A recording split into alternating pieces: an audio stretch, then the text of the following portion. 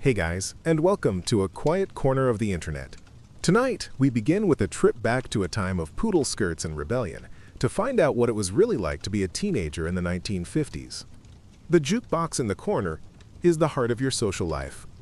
For a nickel, you can summon the forbidden rhythm of Bill Haley or the soulful croon of Elvis Presley, much to the quiet disapproval of the adults. The concept of teenage rebellion in the 1950s was, for the most part, a relatively mild affair. It was a rebellion within a framework of general conformity. The goal was not to overthrow society, but to carve out a small space of personal freedom within it. It was about wearing your hair a certain way, listening to a certain kind of music, or using a certain slang. These small acts of defiance were hugely significant to the teenagers themselves, but they posed no real threat to the established order. This is what made the adult reaction to it seem so out of proportion. The moral panic over Elvis Presley's hips or the lyrics of a rock and roll song seems comical now, but it speaks to a deep anxiety about even the smallest cracks appearing in the facade of post-war consensus. If the military had succeeded in the Great Emu War, it would be a forgotten footnote in a government report on agricultural pests.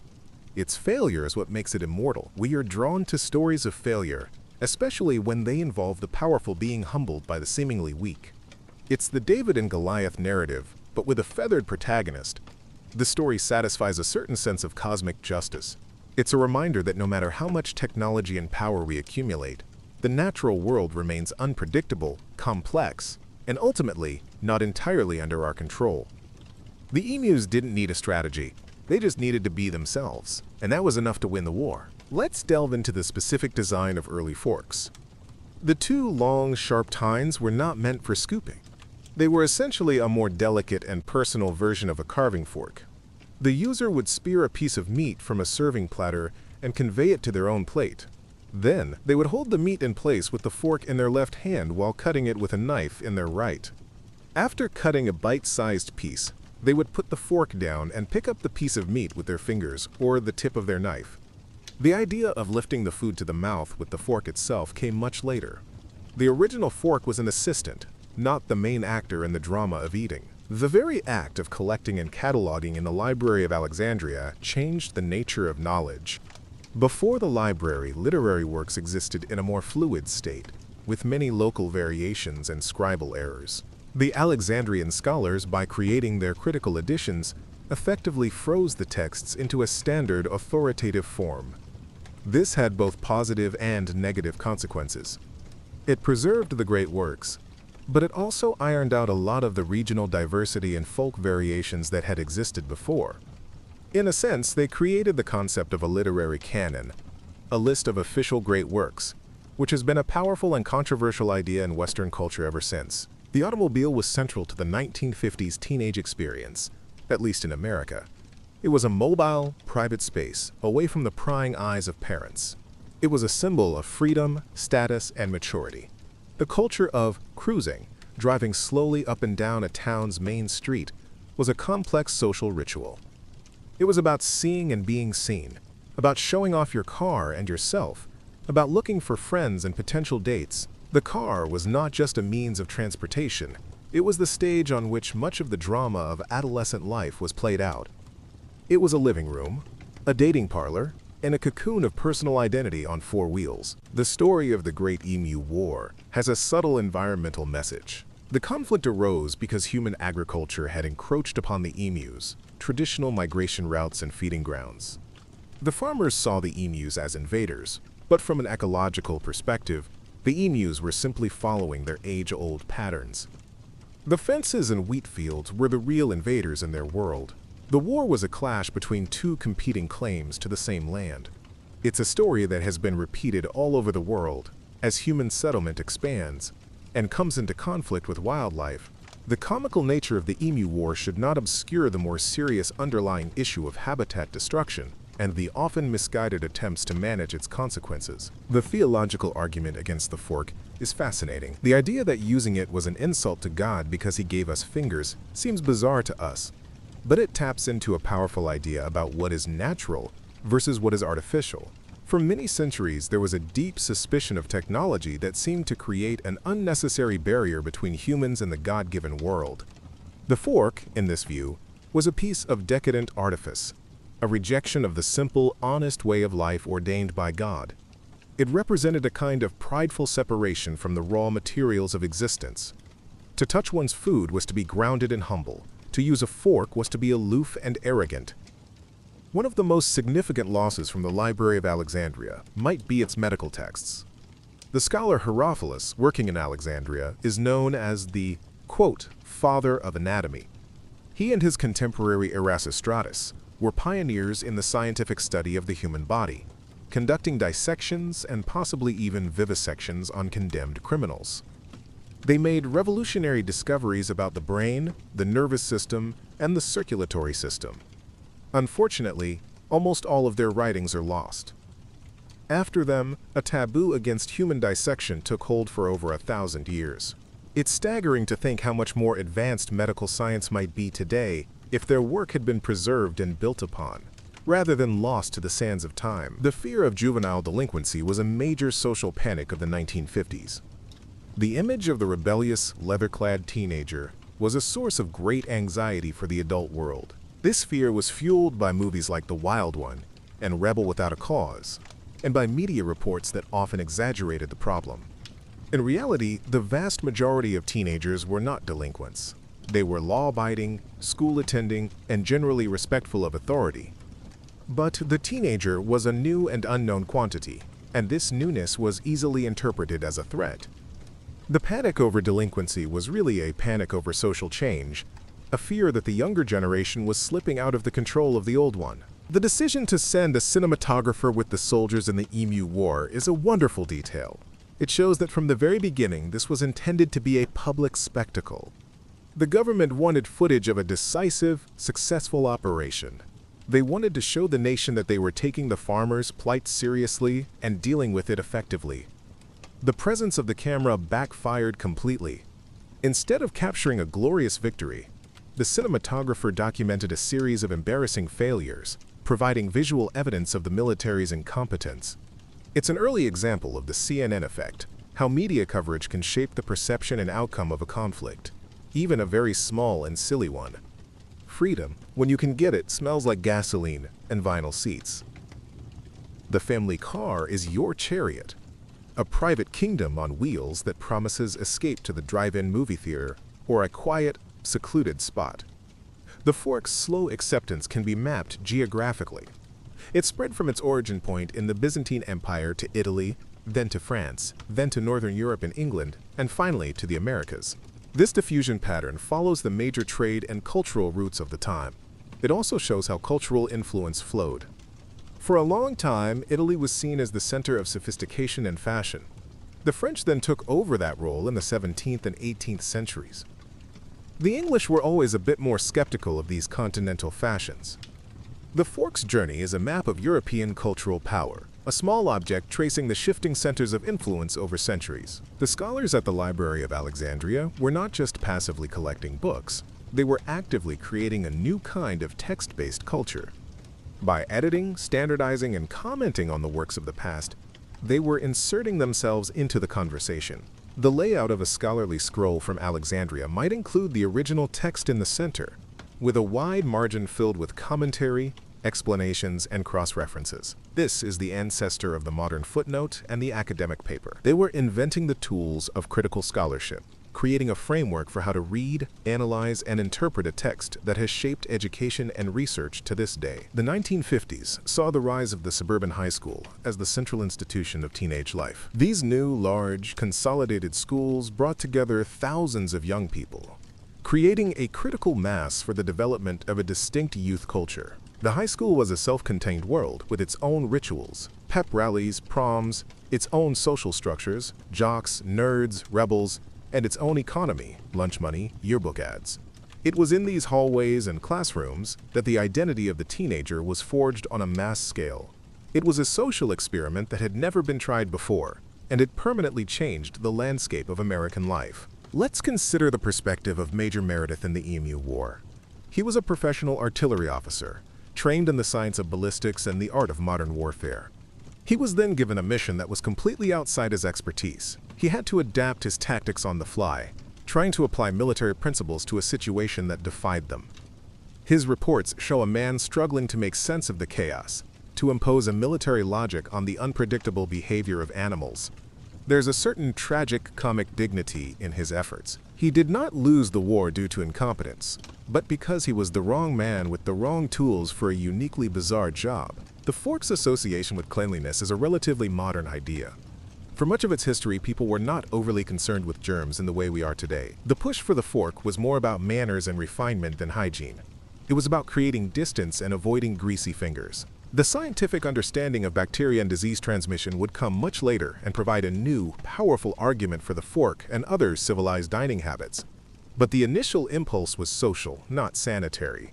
It was about separating oneself from the messiness of eating, and by extension from the lower classes who were still mired in it. The end of the Library of Alexandria was not the end of knowledge. Many of its texts were copied and spread to other libraries in the ancient world. In cities like Pergamum and Rome, the tradition of scholarship was carried on by Arab and Persian scholars in the House of Wisdom in Baghdad, who translated many Greek works into Arabic, preserving them during Europe's Dark Ages. These Arabic translations were later retranslated into Latin in medieval Spain and Italy, reintroducing lost knowledge to the West and helping to fuel the Renaissance. The library's knowledge was not so much destroyed as it was scattered, embarking on a long and winding journey through different cultures and languages before finding its way back home. The fashion of the 1950s teenager was incredibly gendered and prescribed. For girls, the ideal was a hyper-feminine look. The full skirts, the cinched waists, the perfectly coiffed hair. For boys, it was either the clean-cut, preppy look or the greaser look, which was its rebellious, working-class alternative. There was not a lot of room for ambiguity. These strict dress codes were a reflection of the rigid gender roles of the era. Your clothes were a constant, visible reminder of your place in the social order and the expectations that came with it. To deviate from these norms was a significant act of rebellion in itself. The emu's victory was, in part, a victory of decentralization. A traditional army has a command structure, a supply line, and a center of gravity that can be targeted. The emu army had none of these things. It was a leaderless, dispersed network. Every emu was an independent actor. To defeat them, the soldiers would have had to hunt down every single small group, an impossible task in the vast Australian landscape. It's a lesson that has been relearned in many modern conflicts. A decentralized, guerrilla-style opponent is often far more difficult to defeat than a conventional, hierarchical one. The emus were, in their own way, the perfect insurgents. Let's consider the texture of the fork. Early forks were often made of silver, a soft and heavy metal. The feel of a silver fork in your hand is very different from a modern, lightweight stainless steel one. The way it catches the light, its slight warmth, its substantial presence, all of these things contributed to its status as a luxury object. The material itself was part of its message. To eat with a silver fork was to partake in a sensory experience of wealth. The mass production of forks in cheaper materials made them accessible to all, but it also stripped away some of that original aura of preciousness and tactile luxury. The city of Alexandria itself was a marvel of planning and engineering, a perfect home for the great library. It was laid out on a grid system, with wide avenues. It had a magnificent harbor, dominated by the Pharos, the great lighthouse that was one of the 7 wonders of the ancient world. It was a city designed to impress, to project the power and sophistication of the Ptolemaic dynasty. The library was the intellectual jewel in this glittering crown. The physical environment of the city, its grandeur, its multiculturalism, its connection to the sea and to the world, created the perfect fertile ground for the growth of an institution with such global ambitions. But this freedom is limited. Your life is governed by a celestial surveillance system known as your parents. Curfews are absolute, and the reasons for being late better be good, because they've heard them all before. The 1950s are often remembered through a haze of nostalgia as a simpler, more innocent time. But for the teenagers living through it, it was surely as complex and confusing as any other era. They were navigating the timeless challenges of adolescence, finding their identity, falling in love, rebelling against their parents, but they were doing so in a world that was rapidly changing. They were caught between the rigid conformity of the post-war era and the first stirrings of the cultural revolutions to come. Their world was not simple. It was a world of deep contradictions, a world of poodle skirts and atomic anxieties, of newfound freedom and suffocating rules. The ultimate irony of the Great Emu War is that the emu is now a national symbol of Australia, featured on the country's coat of arms alongside the kangaroo. These two animals were chosen because they are two native creatures that, supposedly, cannot move backward easily, and thus symbolize a nation always moving forward. It's a wonderfully ironic twist that one of the nation's key symbols is an animal that so thoroughly defeated its own military in a bizarre, head-to-head conflict. The emu on the coat of arms stands as a silent, feathered testament to that strange moment in 1932, a permanent, if unintentional, monument to its own victory. The transition from fingers to forks also changed table manners in more subtle ways. When people ate with their hands, it was common to recline at the table, as the ancient Romans did. It was a relaxed, lounging affair. The fork, especially when used in conjunction with a knife, requires a more upright, attentive posture. You have to sit up straight to properly manipulate the tools. This seemingly small change had a significant impact on the social atmosphere of dining. The meal became a more formal, structured event, less a moment of leisurely indulgence, and more a performance of polite, disciplined consumption. The fork literally made people sit up and pay attention. The story of Hypatia of Alexandria is inextricably linked with the final decline of classical learning in the city. She was a brilliant female philosopher, mathematician, and astronomer who lived in the late 4th and early 5th centuries CE. She was a pagan, a charismatic teacher, and a symbol of the old intellectual tradition of the library.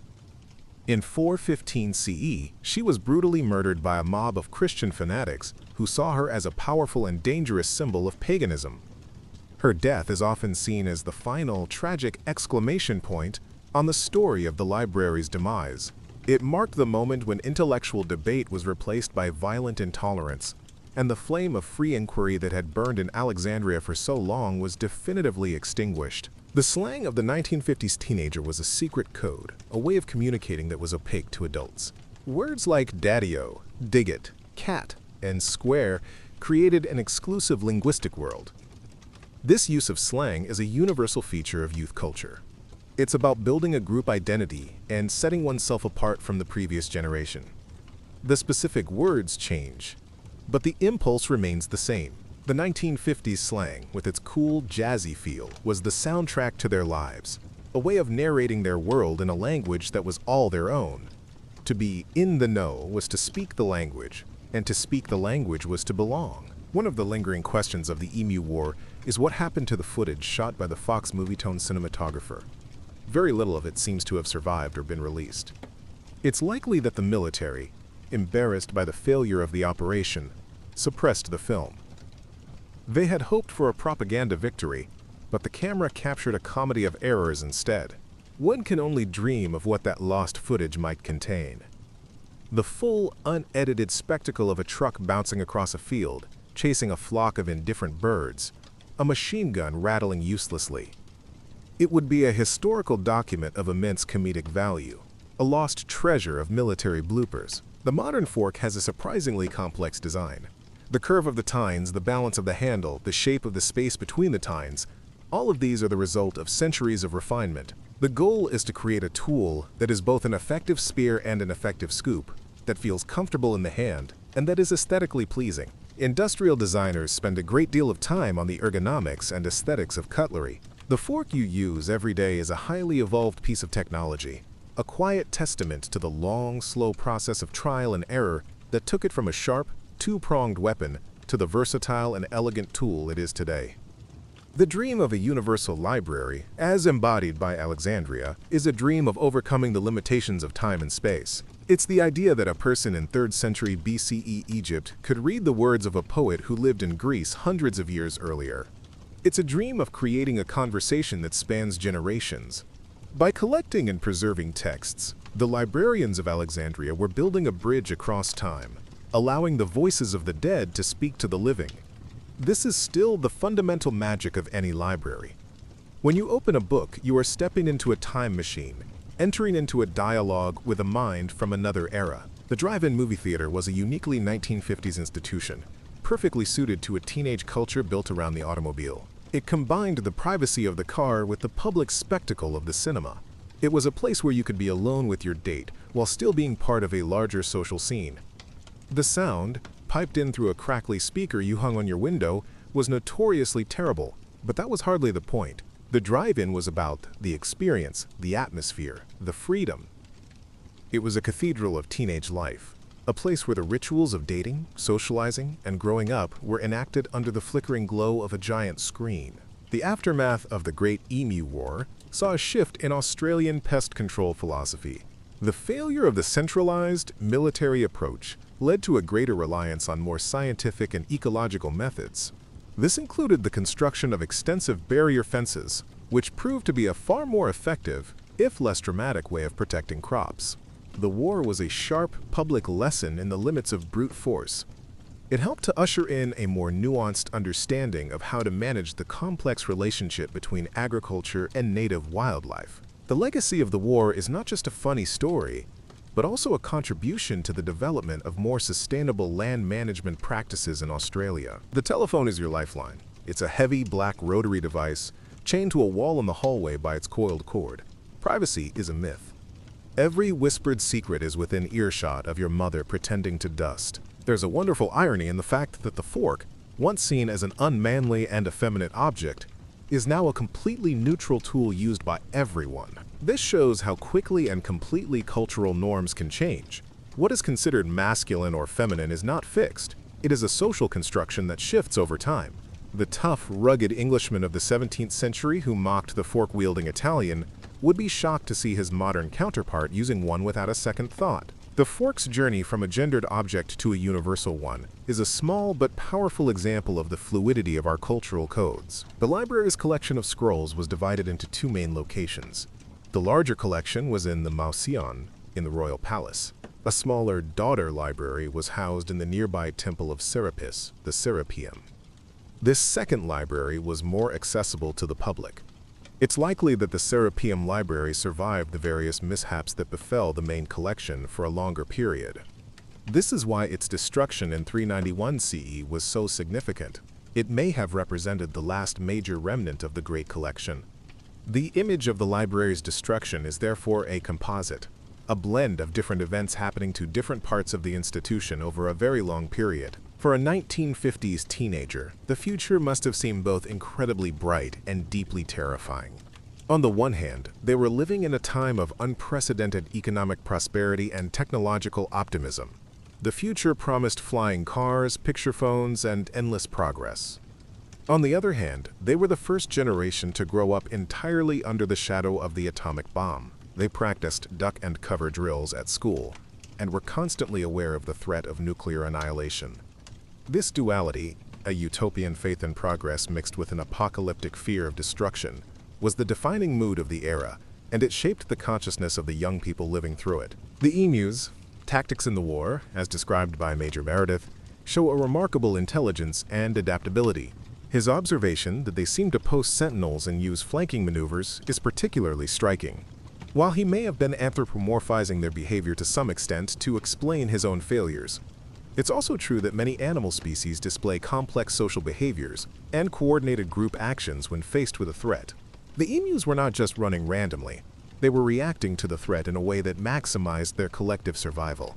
They were, in their own way, strategists, and their strategy was perfectly suited to the terrain and the nature of the threat they faced. The very word fork has an interesting etymology. It comes from the Latin furca, which meant pitchfork. This points to the tool's humble origins as a large agricultural or kitchen implement. The diminutive form furcula was used to describe the forked bone in a bird's chest, which we now know as the wishbone. The journey of the word mirrors the journey of the object, from the farm and the kitchen to the refined dining table. It carries within it the memory of its own history, a subtle reminder of its evolution from a rustic tool to a symbol of high culture. The translation of the Hebrew Bible into Greek, the Septuagint, was a monumental intellectual achievement of the Library of Alexandria. The story goes that 72 Jewish scholars were brought to Alexandria and worked for 72 days to produce 72 identical translations. While this is likely a legend, the project itself was real and hugely significant. It made the Jewish scriptures accessible to the entire Greek-speaking world, including the early Christians. The Septuagint became the Old Testament for the early Christian church, and it had a profound influence on the development of Christian theology.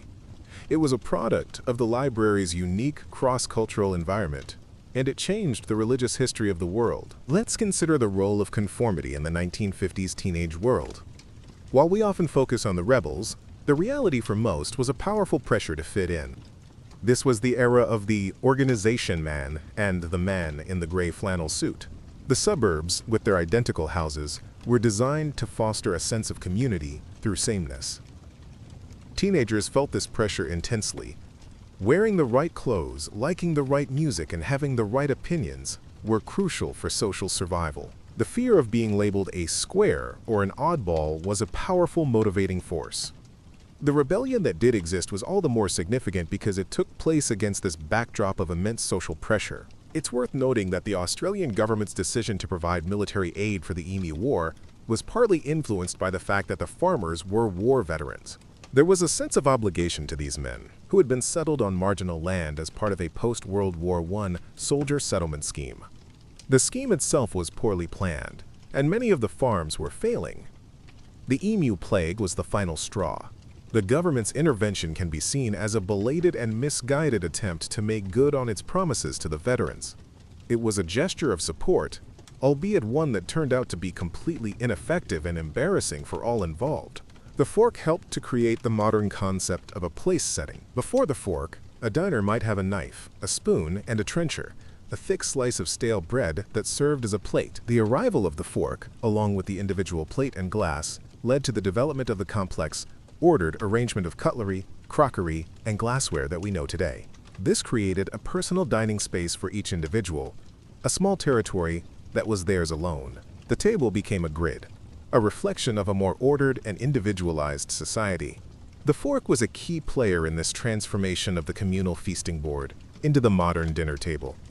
One of the most beautiful legends about the Library of Alexandria is the idea of the Serapeum bindery. The story claims that the librarians developed a unique and beautiful style of bookbinding for the scrolls kept in the daughter library at the Serapeum.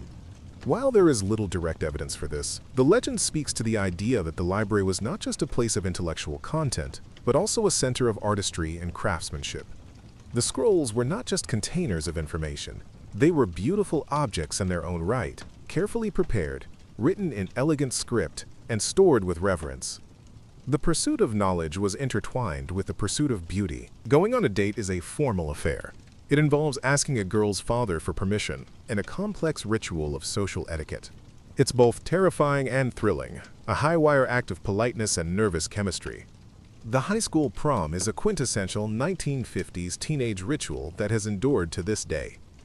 It was the culmination of the school year, a night of intense social pressure and romantic expectation. The rituals surrounding the prom, the elaborate promposals, the choosing of the dress and tuxedo, the corsage, the renting of a car, the crowning of the king and queen, were all solidified in this era. The prom was a kind of dress rehearsal for adulthood, a chance to perform the roles of sophisticated ladies and gentlemen. It was both a magical fairy tale night and a source of immense anxiety, the pinnacle of the high school social experience. The emu's resilience in the face of machine gun fire was so remarkable that Major Meredith wondered if they were protected by some kind of natural armor. He noted that even when hit directly, the birds would often just shake themselves and run off, seemingly unharmed. This is likely due to a combination of their thick plumage, their strong muscles, and the fact that the bullets may have been passing through them without hitting vital organs. The image of a bird that could face machine guns with the invulnerability of tanks captured the imagination and added to the growing legend of the emu's superhuman toughness. They were not just clever, they were apparently bulletproof. The fork's journey reflects a broader civilizing process, a term coined by the sociologist Norbert Elias. He argued that over several centuries, European society developed a new set of standards for behavior that involved greater emotional restraint and a greater sense of shame and embarrassment about bodily functions. The adoption of the fork, the handkerchief, and the private bedroom were all part of this process. It was about creating a more controlled, more civilized self. The fork was a tool in this process, helping to police the boundary between the animalistic act of eating and the performance of refined social grace. It is a quiet and sad irony that Callimachus, the librarian who created the monumental 120-volume catalog of the Library of Alexandria, the Pinnaces, saw his own work disappear. Not a single one of those 120 volumes has survived. We only know of its existence and its structure through references and summaries in other ancient texts. The very tool that was designed to map and preserve the world of knowledge became itself a piece of lost knowledge. Its absence is a powerful symbol of the scale of the loss. We not only lost the books, we lost the catalog of the books as well. The 1950s teenager existed in a world with a much narrower range of media choices. There were a handful of television networks, a limited number of radio stations, and a finite number of movies released each year. This meant that pop culture was a much more monolithic and shared experience. If a song was a hit, everyone knew it. If a movie was popular, everyone had seen it or heard about it. This created a powerful sense of a common cultural language. A teenager in California and a teenager in New York were likely listening to the same songs and watching the same TV shows, creating a national youth culture that was more unified than ever before. The Great Emu War is a perfect example of a historical event that is remembered for being unimportant. Its very triviality is what makes it significant to us now. It provides a moment of comic relief in the often grim pageant of history. It reminds us that history is not just made up of great battles, profound ideas, and influential leaders. It is also made up of strange, absurd, and forgotten moments, of misguided plans and unexpected outcomes. These small, silly stories are just as much a part of the human experience as the grand narratives, and they offer a different, often more relatable window into the past. When the fork first arrived in England, it was seen as an Italian affectation. This was part of a larger English suspicion of Italy, which was seen as a place of decadence, intrigue, and dubious morals. An English proverb from the time went, "An Englishman Italianate is a devil incarnate." To adopt an Italian custom like using a fork was to risk being seen as morally corrupted, as having lost your solid English virtues. The fork was not just a tool. It was a symbol of a foreign culture that was both fascinating and deeply suspect. National identity and table manners were surprisingly intertwined. The library's aggressive acquisition policy had a downside. The demand for scrolls was so high that it fueled a thriving market for forgeries. Unscrupulous dealers would create fake ancient texts or pass off modern copies as valuable originals to sell to the library's agents. The scholars of Alexandria had to become experts in authenticating texts, developing skills in paleography, the study of ancient handwriting, and textual criticism to spot the fakes. The library was not just a passive collector, it was an active participant in a high-stakes intellectual marketplace, complete with its own share of fraud and deception. The soda fountain, or malt shop, was the social hub of the 1950s high school. It was a neutral territory, separate from both home and school, where teenagers could gather on their own terms. The soda jerk, the person who operated the fountain, was often a key figure in the local youth scene, a confidant and observer. The menu of malts, shakes, and ice cream sodas was the fuel for hours of conversation, flirting, and gossip. The malt shop was the real-life version of the idealized teenage world seen in shows like Happy Days, a place of innocent fun and endless socializing. The military's withdrawal from the Emu War was a quiet and unceremonious affair. There were no victory parades for the emus, no surrender treaties signed. The soldiers simply packed up their guns and left, and the news cycle moved on. The war ended not with a bang, but with a whimper of embarrassment. For the emus, life returned to normal, with the added benefit of a slightly less crowded agricultural buffet.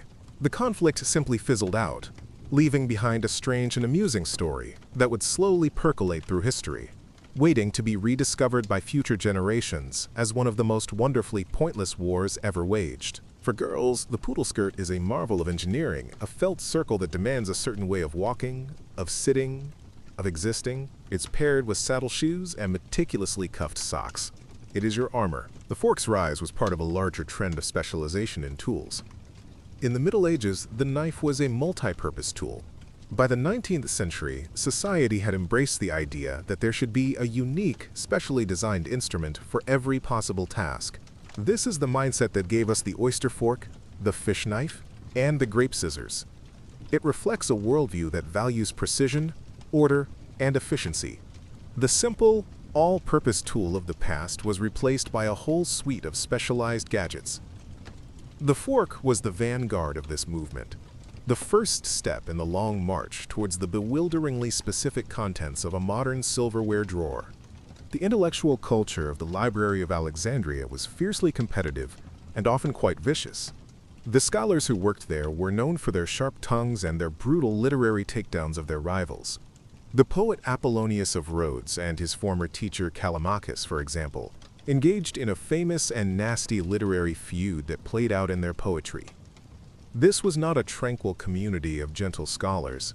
It was a high-pressure, high-stakes academic environment where reputations were everything and intellectual disagreements could escalate into personal vendettas. The Muse's birdcage was full of sharp-beaked birds. Let's consider the telephone from the 1950s teenager's perspective. It was both a lifeline and a prison. It was the primary tool for arranging social life, for talking to friends and crushes.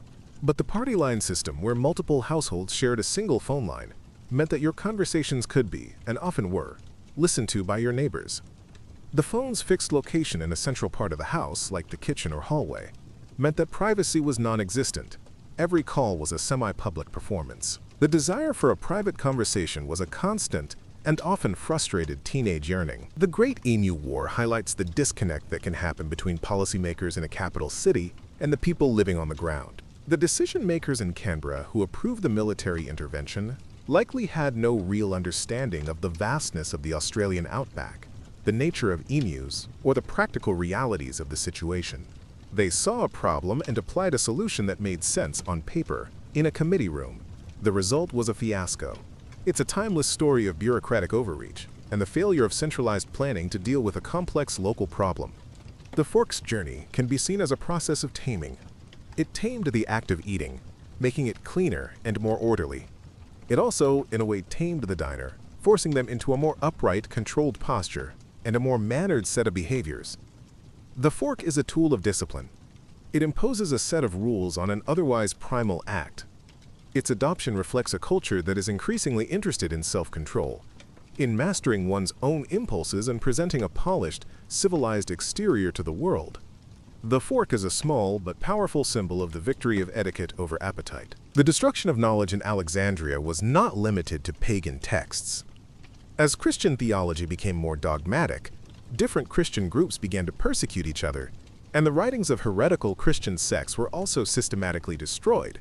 The library in its later years would have contained a vast collection of early Christian writings, many of which offered very different interpretations of Christianity than the one that eventually became orthodox. The loss of these texts has made the history of early Christianity seem much more uniform than it actually was.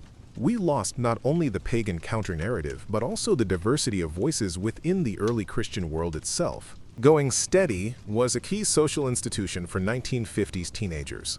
It was a more formal and exclusive version of dating. A boy might give a girl his class ring or Letterman jacket as a symbol of their commitment. Going steady provided a sense of security and social status, but it also came with a strict set of unwritten rules and expectations. It was a kind of trial marriage, a way for young people to practice the roles of husband and wife that society expected them to fill. Breaking up was a serious and often dramatic affair, a major event in the social life of the high school. The emu's resilience was not just physical, it was also psychological. The loud noise of the machine guns, which would have terrified most animals, seemed to have little effect on them after the initial shock. They quickly learned that the noise was not a reliable indicator of actual danger. They adapted to the threat, becoming accustomed to the sound of gunfire and learning to distinguish between random noise and a genuine targeted attack. This rapid habituation to a new threat is a sign of a highly adaptable and intelligent species. They didn't just outrun the soldiers, they outthought them. There's a class dimension to the history of the fork. For centuries it remained an exclusive object of the aristocracy and the very wealthy. The common person continued to eat with their hands, a spoon, and a knife. The fork was a clear and visible marker of social distinction. To use a fork was to demonstrate that you belonged to the leisure class, that you were not a manual laborer. This class association only began to fade with the advent of mass production in the 19th century, which democratized the fork and made it a standard item for all but the very poorest households. The legend of the Library of Alexandria has become a powerful cultural symbol for a reason. It speaks to our deep-seated anxiety about lost knowledge and our hope for a world where all information is preserved and accessible. It is a story of a golden age of learning, a kind of intellectual Garden of Eden from which we have been exiled. This nostalgic vision is a powerful motivator.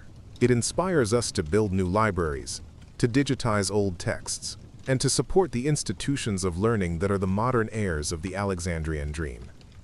The myth of the library is, in its own way, as important as its historical reality. For boys, it's about the hair, a carefully constructed pompadour, held in place with a gravity-defying amount of Brill-cream. A pocket comb is not an accessory. It's an essential tool for hourly maintenance. The 1950s was the golden age of the B-movie, and these films were a staple of teenage culture, especially at the drive-in. Movies about alien invasions, giant radioactive monsters, and hot-rodding delinquents filled the screens. These films, while often low-budget and campy, tapped into the anxieties of the era. The fear of invasion, the dangers of new technology like atomic energy, and the panic over youth rebellion were all played out in a safe, fictional space. For teenagers, these movies were a thrill, a form of escapism, and a funhouse mirror, reflecting the strange and often scary world they were growing up in. The emu is a fascinating creature beyond its military exploits. It has a unique social structure, where the male is solely responsible for incubating the eggs and raising the chicks. After the female lays the eggs, she wanders off, leaving the male to sit on the nest for about 8 weeks, during which he does not eat, drink, or defecate. He is a model of paternal dedication. This role reversal is another example of the emu's unique and surprising nature. The creature that defeated a machine gun is also one of the animal kingdom's most devoted fathers. The fork's battle against the finger was not won overnight. For a long time, the two methods coexisted. Even in polite society, it was considered acceptable to eat certain foods with one's hands long after the fork had been adopted for others. Artichokes, asparagus, and small birds were all finger foods. The rules were complex and constantly shifting. The complete triumph of the fork, where it became rude to touch almost any food at the table, is a relatively recent development, a final victory in a war that lasted for centuries. The story of the Library of Alexandria serves as a powerful cautionary tale about the dangers of centralizing knowledge. By gathering all the world's books in one place, the Ptolemies also made them incredibly vulnerable. A single fire, a single political purge, a single period of neglect could have a catastrophic impact on the entire repository of human wisdom. Today, the internet offers a decentralized model of knowledge, where information is distributed across millions of servers around the world. This makes it much more resilient, much harder to destroy. In this sense, we have learned the hard lesson of Alexandria. Let's consider the family car in the 1950s. For many families, it was their single most valuable possession after their house. It was a symbol of middle-class status and the American dream. For the teenager, getting access to the car was a major rite of passage. It required a complex negotiation with one's parents. It meant freedom, but also immense responsibility. A dent in the fender was not just a minor accident. It was a betrayal of trust, a disaster of epic proportions. The car was a source of both liberation and incredible anxiety for the 1950s teenager. One of the most delightful aspects of the Emu War story is the language used in the official reports and newspaper articles of the time. The conflict was described with all the gravitas of a major military campaign. There were tactical maneuvers, guerrilla tactics, and heavy casualties on the Emu side. This use of epic military language to describe a conflict with birds is the source of much of the story's humor. It's a beautiful example of how language can be used to frame an event, and how a mismatch between the language and the reality can create a situation of sublime absurdity. The shape of the fork has continued to evolve. The spork, a hybrid of a spoon and a fork, is a modern invention designed for efficiency, often used in fast food restaurants or for camping. There are also specialized ergonomic forks designed for people with arthritis or other disabilities. The fork is not a static object. It is still being adapted and redesigned to meet new needs. Its story is not over. It continues to change, a quiet reflection of our own changing lifestyles and priorities. The ultimate fate of the scrolls from the Library of Alexandria is a historical mystery. Many were likely destroyed over the centuries through neglect and conflict, but many were also simply dispersed. They were copied and sent to other libraries. They were sold off when the library's funding was cut. They were likely looted during periods of civil unrest. The knowledge of Alexandria did not just vanish. It seeped out into the wider world, flowing through countless other channels. The library was like a great reservoir that slowly evaporated and drained away, its contents nourishing the intellectual soil of other lands for centuries to come. For all the talk of rebellion, the 1950s was also an age of profound patriotism and national unity for many young people. The experience of World War II was still fresh in the national memory. There was a strong belief in the American way of life and a deep-seated anti-communist sentiment. The teenager who listened to rock and roll and challenged their parents, curfew was also likely to be a sincere patriot who believed in their country. This combination of mild cultural rebellion and strong national loyalty is one of the key paradoxes of the era. The Emu War was not the only war Australia has declared on its wildlife. In the 1990s, the Australian military was called in to help with a problem of feral cats on a remote island. They used advanced surveillance technology, including thermal imaging, to hunt the cats. This operation was far more successful than the Emu War, but it shows that the idea of using the military for pest control has not entirely disappeared from the Australian psyche. The emus, however, retain the distinction of being the only animal to have definitively won their war against the armed forces. Underneath the squeaky clean image, there's a current of rebellion. It's not about overthrowing the government. It's about listening to rock and roll a little too loud or questioning the rigid conformity all around you. The fork's adoption was also driven by the changing nature of clothing. In the 16th and 17th centuries, the aristocracy wore elaborate clothing with large, ruffled collars and cuffs. Eating with one's hands while wearing such an outfit was a recipe for a laundry disaster. The fork was a practical tool for keeping food at a safe distance from one's expensive and delicate clothes. It was a matter of fashion as much as manners.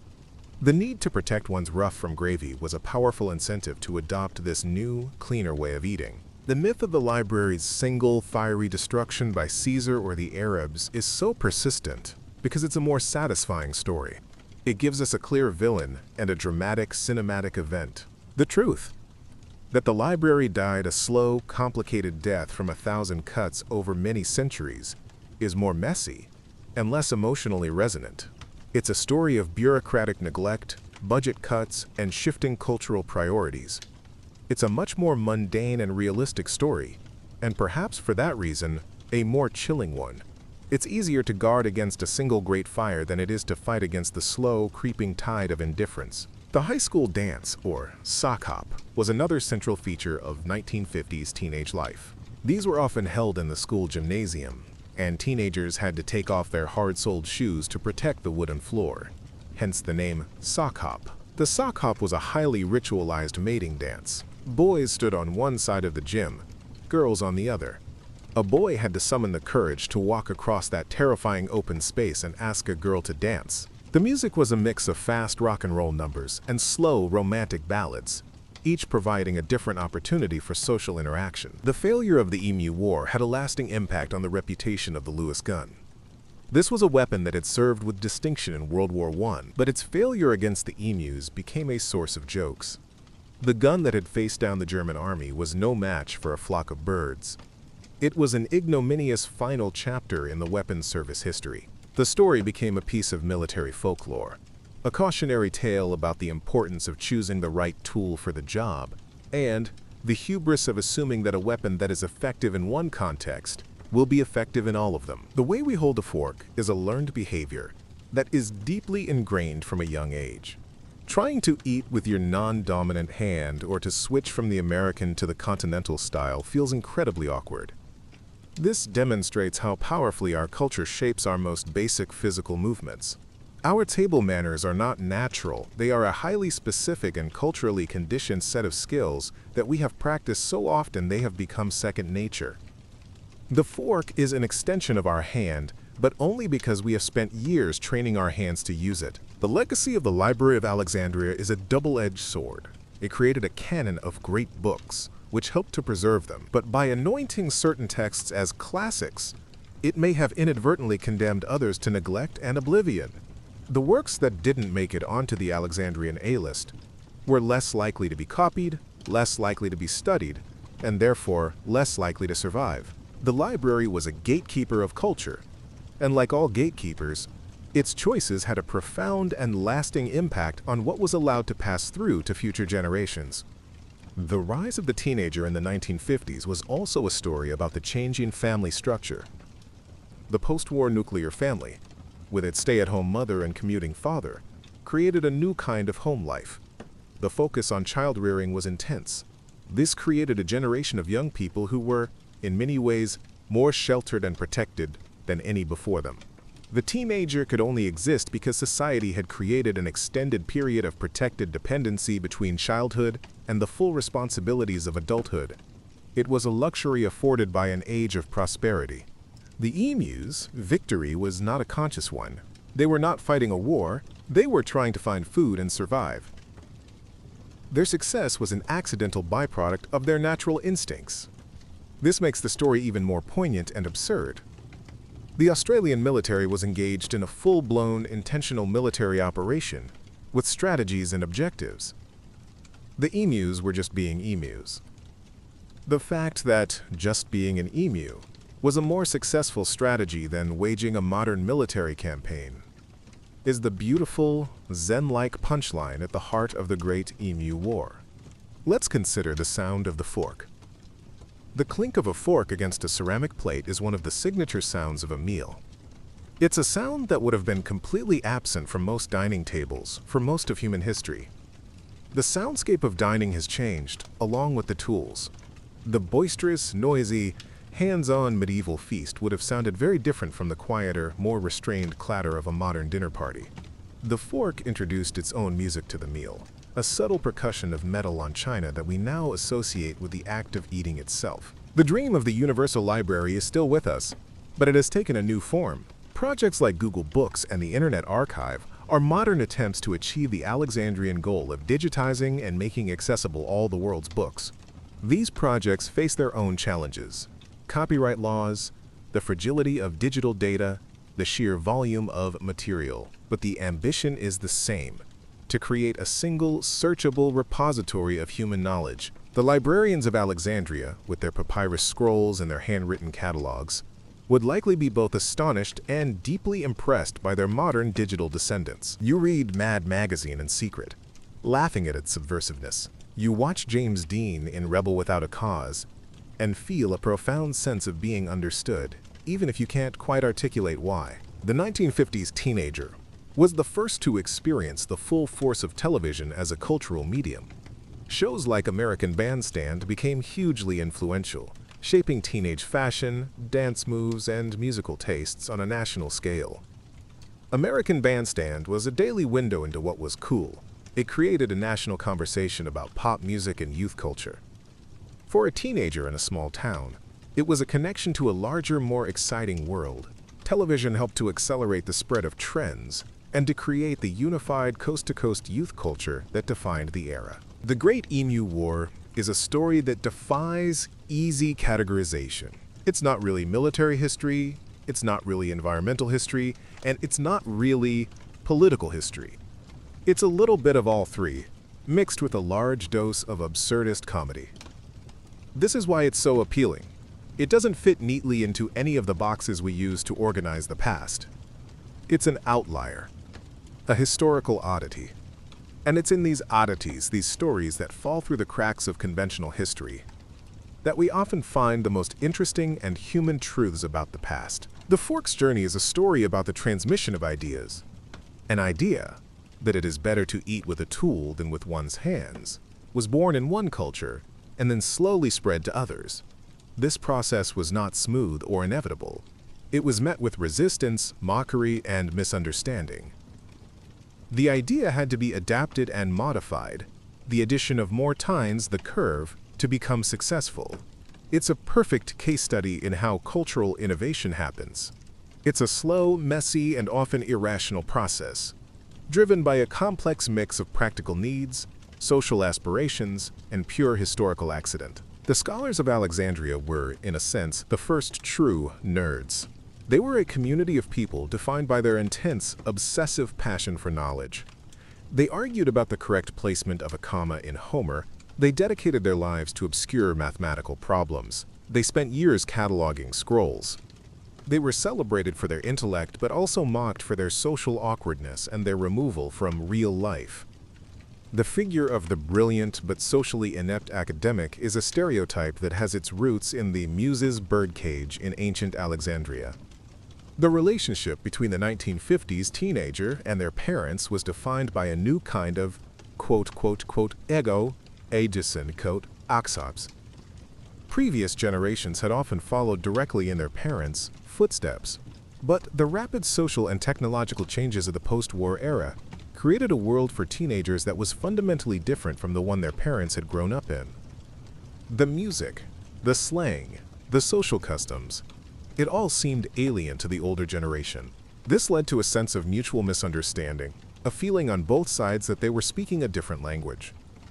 This generation gap would become a defining feature of the second half of the 20th century. The ultimate lesson of the Emu War might be one of humility. The Australian military, representing the power and technology of a modern nation-state, went into the conflict with supreme confidence. They were brought low by an opponent they had completely underestimated. It's a powerful reminder that we should be cautious in our assumptions about our own superiority, especially in our dealings with the natural world. Nature has its own logic, its own resilience, and its own ways of winning. Sometimes, the most advanced strategy is no match for the simple, stubborn fact of a bird that refuses to be shot. The etiquette of the fork eventually became so ingrained that to eat with one's hands in a formal Western setting is now seen as barbaric or childish. We have completely forgotten that for most of our history, the opposite was true. This historical amnesia is common. We tend to assume that our own customs are timeless, natural, and universal. The story of the fork is a useful corrective. It reminds us that our most basic social norms are the product of a long and often strange history. What seems natural to us today seemed deeply unnatural to our ancestors, and our own customs may well seem bizarre to our descendants. The Library of Alexandria was not just a place of science and literature. It was also a place of magic and mysticism. The city was a world center for astrology, alchemy, and various forms of esoteric philosophy. The library's collection would have included countless texts on these subjects, from ancient Egyptian magical spells to Greek astrological charts and the first writings on alchemical transformation. This magical side of the library is often downplayed, but it was an integral part of its intellectual landscape. The line between science, philosophy, and magic was much more blurry in the ancient world, and the library was a place where all of these inquiries could coexist. The 1950s was the last moment of a certain kind of American innocence, at least in the popular imagination. It was the decade before the massive social upheavals of the 1960s, the Civil Rights Movement, the Vietnam War, the counterculture. The 1950s teenagers stood on the cusp of this transformation. They were the last generation to experience the relatively stable and conformist world of the post-war consensus, and the first to sow the seeds of its undoing with their new music and their new attitudes. They were living in the quiet moment before the storm. If you were to design a monument to the Great Emu War, what would it look like? Perhaps a statue of a grand, heroic emu, standing proudly with one foot on a broken Lewis gun.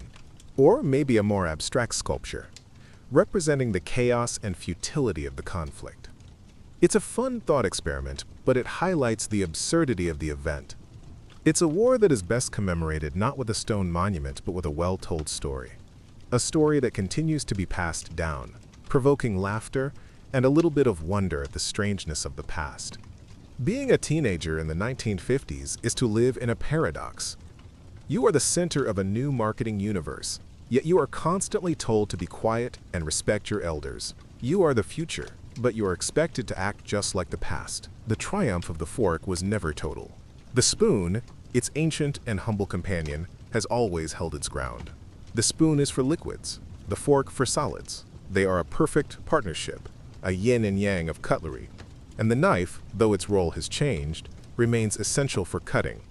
The modern place setting is a balanced ecosystem of specialized tools, each with its own role and its own long history.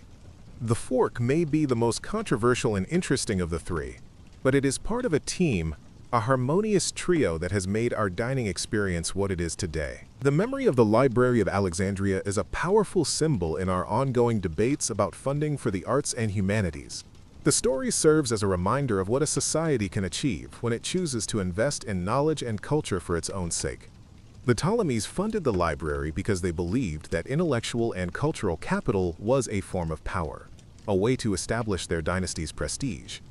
The argument for supporting libraries, universities, and museums today often echoes that ancient belief, that a society is measured not just by its economic or military strength, but by its commitment to the life of the mind. The end of the 1950s saw the beginning of the end for the kind of teenage culture we've been describing. The arrival of the Beatles in the early 1960s, the rise of the folk music scene, and the growing political activism of the civil rights movement began to create a new kind of youth culture, one that was more overtly political and less focused on cars and sock hops. The 1950s teenager, with their Brylcreem and poodle skirts, would soon look quaint and old-fashioned. They were a unique product of a very specific moment in time, a brief, shining interlude between the trauma of a world war and the turmoil of a cultural revolution. The Great Emu War is, at its heart, a story about underestimation. The Australian military underestimated the emus. They underestimated the difficulty of the terrain. They underestimated the unsuitability of their own equipment. This chain of underestimation led directly to their failure. It's a timeless lesson that applies far beyond the battlefield. In any endeavor, a failure to respect your opponent, your environment, and the limitations of your own tools is a recipe for disaster. The emus, without even trying, taught the Royal Australian Artillery a masterclass in humility. The next time you find yourself in a situation with a confusing array of forks, remember the Victorians. The fish fork with its wide tines, the oyster fork with its 3 prongs, the dessert fork that is slightly smaller than the main one. These are the ghosts of a bygone era. Relics of a time when social anxiety was channeled into the minute regulation of the dinner table. You are not just looking at cutlery, you are looking at a fossil record of a society's obsession with order and status. And it is perfectly acceptable in this modern age to just pick the one that looks right and hope for the best. The story of the Library of Alexandria is a story about the relationship between power and knowledge. The library was founded by a powerful dynasty, the Ptolemies, and it collapsed when that power waned. For centuries, knowledge was dependent on the patronage of the powerful kings, popes, and nobles.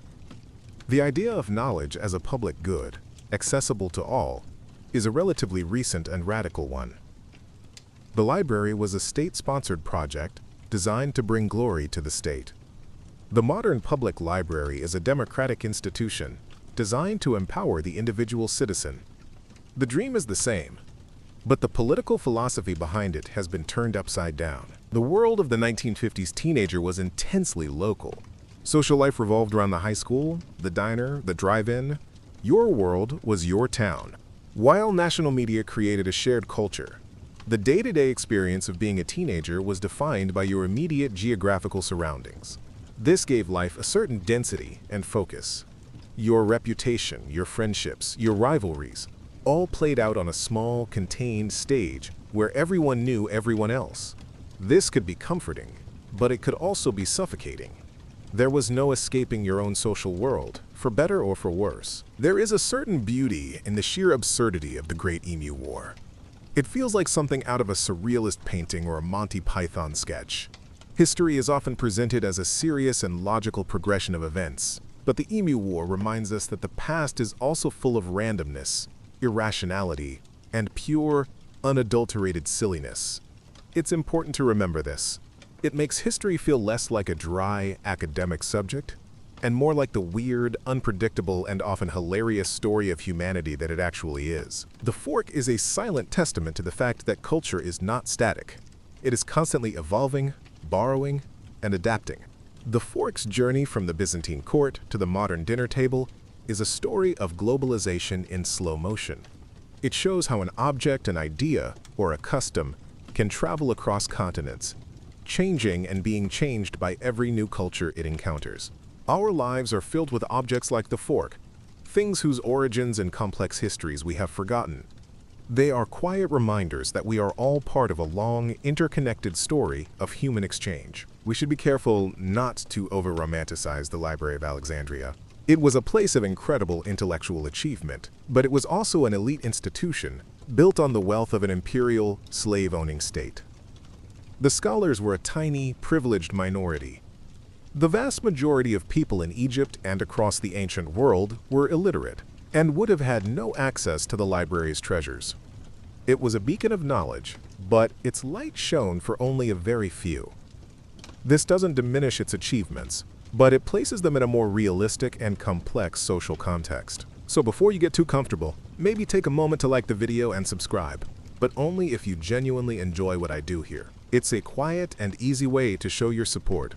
It is a time of intense, simple joys. The thrill of a shared glance across a crowded room. The magic of a new song on the radio. It's the feeling of standing on a threshold, with the whole world waiting just for you. The end of a night for a 1950s teenager might have been the sound of their favorite song on the radio, playing softly as they drifted off to sleep. The music was a soundtrack to their dreams, a final connection to the vibrant social world they inhabited. It was a world of simple pleasures and intense emotions, a world of new freedoms and old rules. And as the last notes faded, they would be left with the quiet of a world not yet saturated with the 24/7 noise of modern life, a quiet that perhaps allowed for a different kind of rest, a different kind of dream. The legacy of the Emu War in Australia is a quiet one. There are no national holidays or major monuments, but the story is told and retold, a piece of national folklore that captures something of the Australian spirit, a sense of humor about oneself, a suspicion of authority, and a grudging respect for the harsh, unpredictable nature of the land. It's a story that resonates because it's so unlikely.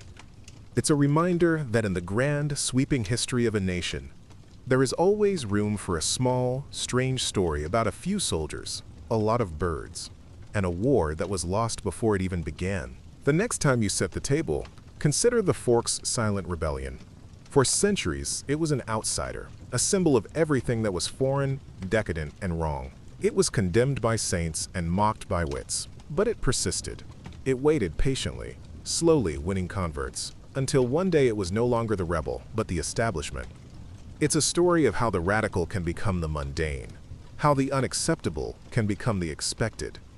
Every object has a story, and the Forks story is a particularly good one.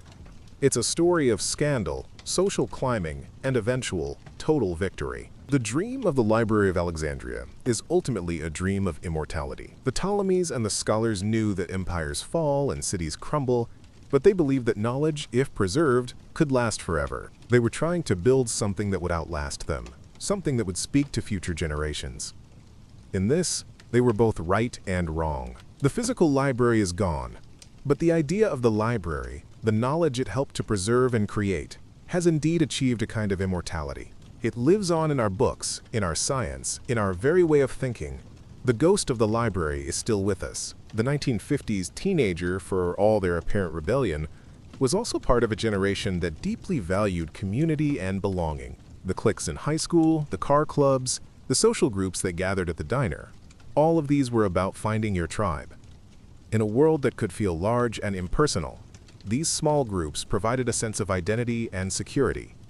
The desire to be an individual was always balanced by the equally powerful need to be part of a group. This tension between fitting in and standing out is the central, timeless drama of being a teenager. The Great Emu War is a story that brings a smile to your face.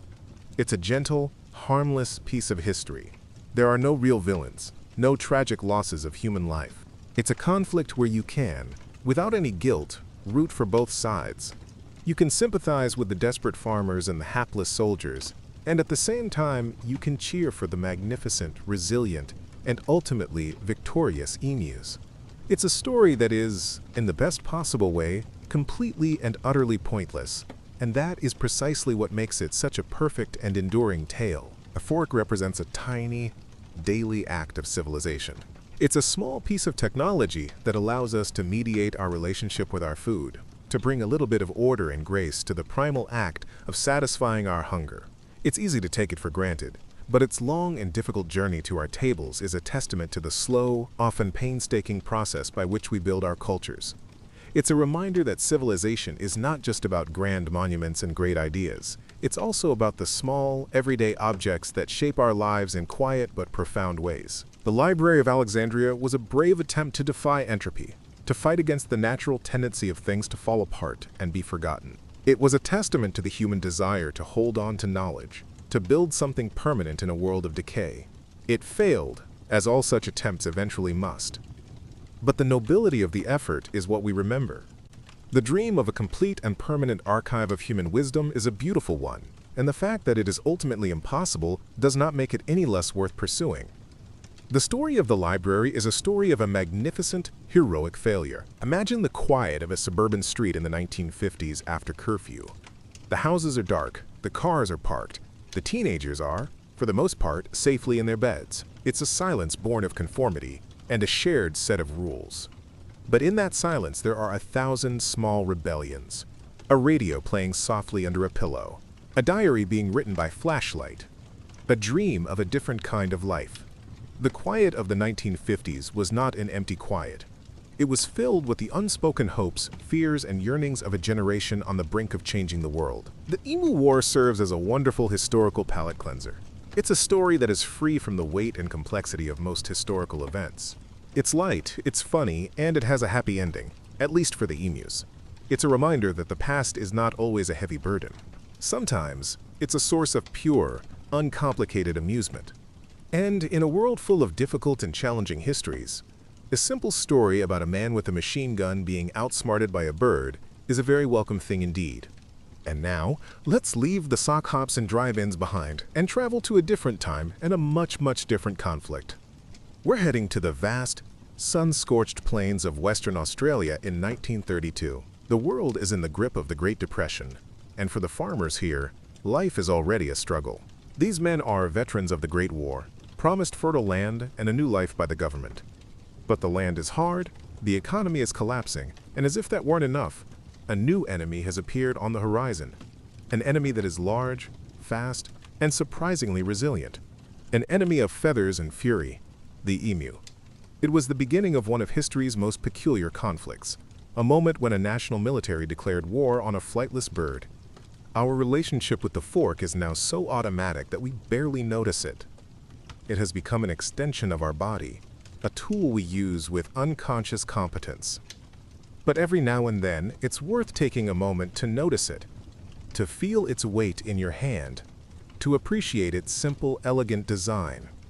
When you do, you are connecting with a long chain of history, with the Byzantine princess, the Italian courtier, the mocked English traveler, and the Victorian hostess.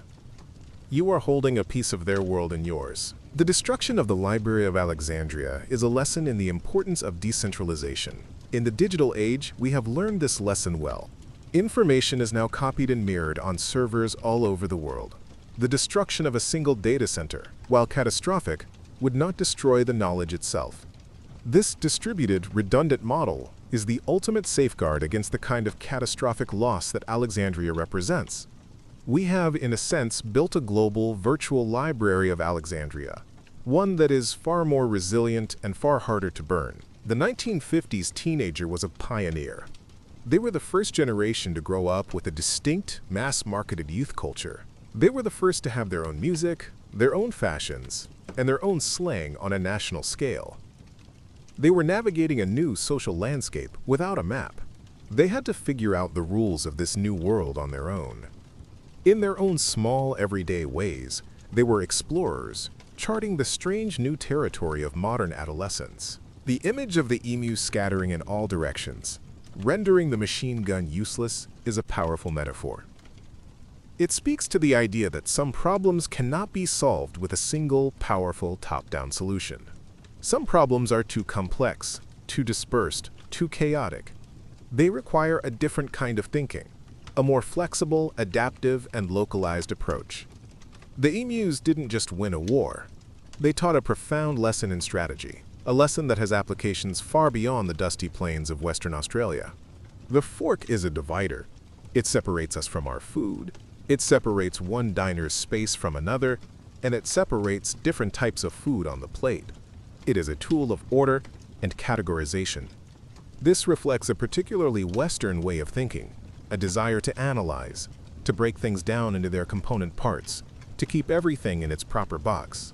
The fork is not just a tool for eating. It is a small, physical manifestation of a whole philosophical approach to the world. The ghost of the Library of Alexandria haunts us with a single, unanswerable question.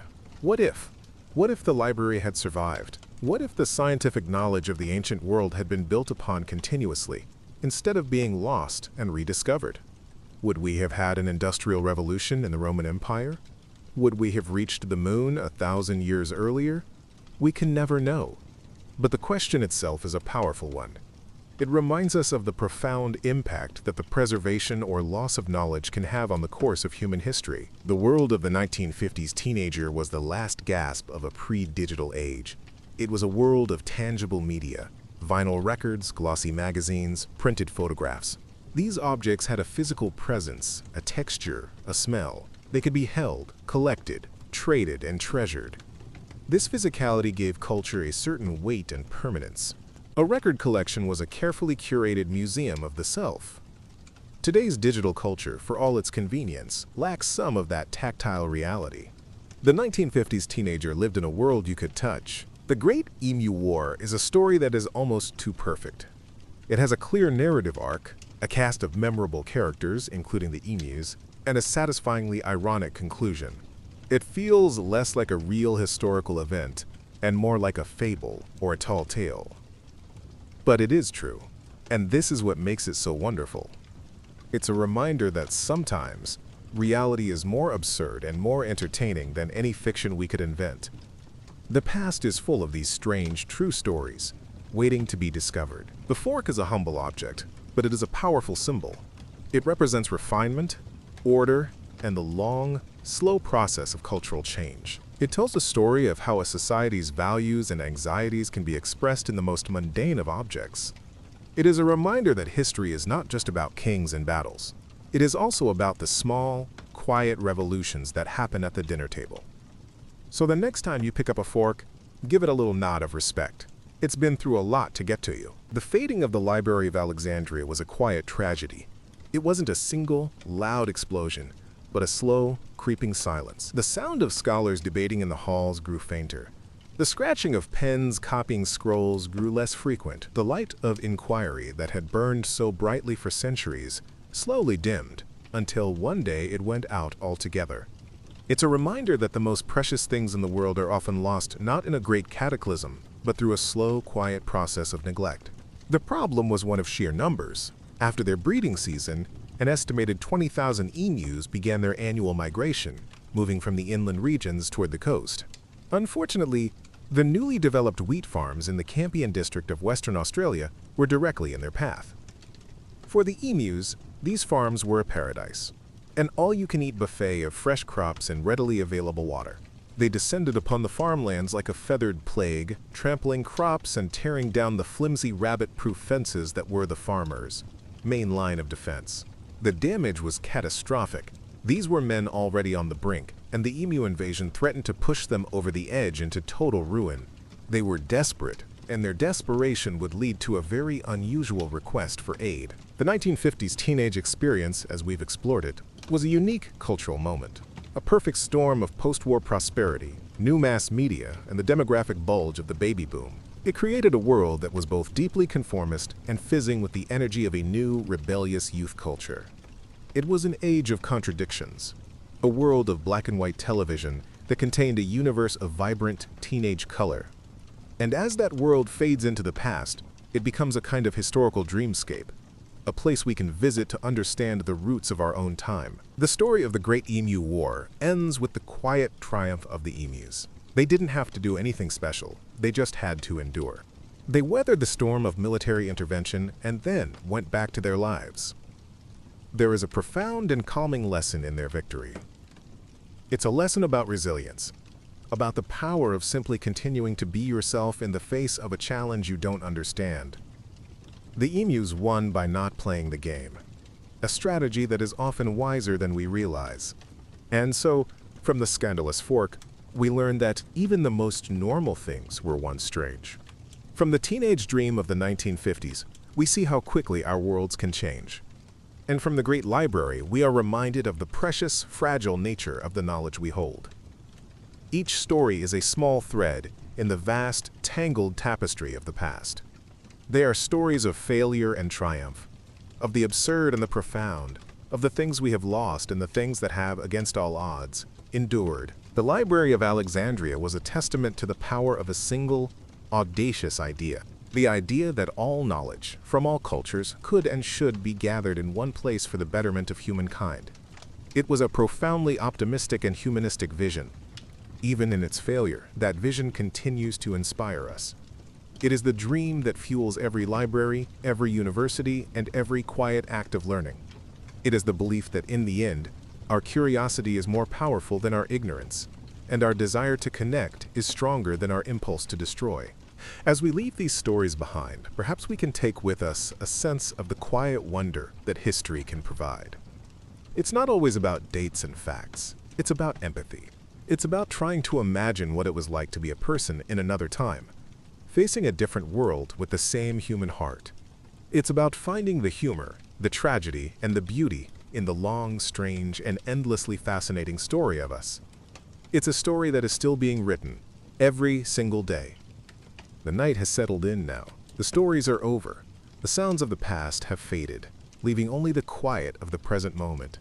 Let the weight of the day dissolve, and let your mind drift on the gentle currents of these tales. There is nothing else you need to do, nothing you need to figure out. Just the simple, easy rhythm of your own breathing. Allow yourself to let go. And as you drift towards sleep, may your dreams be peaceful and your rest be deep. Good night. Narration LIPSA. Narration LIPSA. Narration LIPSA. Narration LIPSA. The beleaguered farmers, many of them ex-soldiers, formed a deputation and went to the Australian Minister of Defence, Sir George Pearce. They didn't just ask for help. They had a specific military-grade solution in mind. They knew the government had a surplus of Lewis machine guns, the very same kind they had used in the trenches of World War I. Their argument was simple. They had fought for their country, and now their livelihoods were being destroyed by what they described as an invading army. They requested the guns and, crucially, the military personnel to operate them. It was a bizarre proposal, but in the strange logic of the time, it somehow made sense. The government, perhaps swayed by the military background of the farmers and the potential for some good PR, agreed. And so the war was officially sanctioned. The expedition was placed under the command of Major G.P.W. Meredith of the 7th Heavy Battery of the Royal Australian Artillery. He was given 2 soldiers, Sergeant S. McMurray and Gunner J. O'Halloran, and 2 Lewis machine guns, along with 10,000 rounds of ammunition. There was even a Fox Movietone cinematographer dispatched to capture the glorious victory for the newsreels. The plan was straightforward. They would use the machine guns to mow down the emus in great numbers, solving the farmers' problem and providing a bit of a spectacle. The soldiers were confident. The farmers were hopeful. The emus, presumably, were blissfully unaware that they were about to become official military targets. No one could have predicted just how wrong things were about to go. The first engagement took place on the 2nd of November, 1932. The soldiers spotted a flock of about 50 emus. This was it, the moment of truth.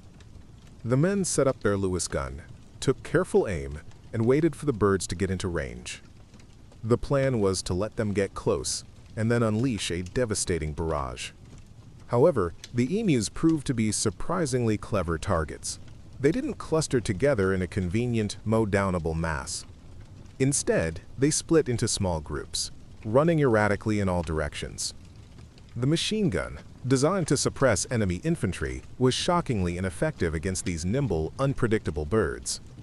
The gunner would fire a burst, only for the emus to scatter, the bullets kicking up dust far from their intended targets. After firing many rounds, the day's official kill count was, generously, 12 birds. A few days later, Major Meredith and his men planned a new tactic, an ambush. They had located a flock of over 1,000 emus near a local dam. This time, they were sure they couldn't miss. They set up the gun in a concealed position, ready to open fire as the birds came in to drink. It was a perfect plan until the gun jammed after firing only 12 rounds. Before the soldiers could fix the stoppage, the entire flock had vanished into the bush, leaving the military men standing in stunned silence. The cinematographer, who had been hoping for dramatic footage of a successful cull, was left with nothing but shots of startled birds running away. The emus, it turned out, were not just resilient, they were also masters of guerrilla warfare. Major Meredith himself seemed to develop a grudging respect for his avian adversaries. He noted in his official report that the emus seemed to have a command structure. "If we had a military division with the bullet-carrying capacity of these birds," he wrote, "it would face any army in the world." He described how each small flock appeared to have a leader, a large black-plumed bird that would stand watch while the others caused havoc. At the first sign of danger, this leader would give a signal, and the entire group would scatter, making them impossible to target effectively. The Australian soldiers, veterans of human warfare, were being consistently outmaneuvered by what they had assumed would be a simple, dumb animal. The press began to catch on, and the tone of the reports shifted from patriotic to bemused. The lack of success was becoming a national embarrassment. One of the most comical failures involved mounting one of the Lewis guns onto a truck. The idea was to chase the emus down and fire from the moving vehicle. This, however, proved to be a disastrously bad idea. The ride was so rough that the gunner couldn't aim at all. The emus, meanwhile, could easily outrun the truck over the uneven terrain. The entire affair devolved into a Benny Hill-style chase scene, with a truck bouncing wildly across a field, a machine gun firing uselessly into the air, and a flock of emus disappearing over the horizon, completely unharmed. The effort was abandoned, having resulted in 0 casualties for the emus and a significant loss of dignity for the Royal Australian Artillery. After nearly a week of this farce, the first campaign was called off. The military had fired almost 2,500 rounds of ammunition to kill, by the most optimistic estimates, fewer than 200 emus. It was a spectacularly inefficient operation. A debate raged in the Australian House of Representatives, where one politician wryly noted that the military's official communiques on the Emu War read like reports from a major battle. The Minister of Defense, Sir George Pearce, was forced to defend the operation, but the public ridicule was widespread. The military had gone to war with a bird, and the bird had won. The troops were withdrawn on the 8th of November, leaving the farmers once again to fend for themselves. And as always, I'd love to know where you're tuning in from tonight. It's a wonderful thought, all of us, settling in for a story from different corners of the world. Just leave a comment below. But the emus, of course, did not retreat. With the military gone, they resumed their agricultural rampage with gusto. The farmers, pleas for help, became even more desperate, and against all common sense, the government authorized a second attempt. Major Meredith was sent back into the field on the 13th of November. This time, he was to adopt different tactics. The military claimed they had learned from their previous mistakes. There was a sense that national pride was on the line. This second campaign would be more successful, but only marginally so. The soldiers had a better understanding of the emus, tactics, and were able to achieve a higher kill rate, but it was still a grueling, inefficient process. The second phase of the war lasted about a month, from mid-November to early December. In that time, the military records claim they killed 986 emus with 860 rounds of ammunition.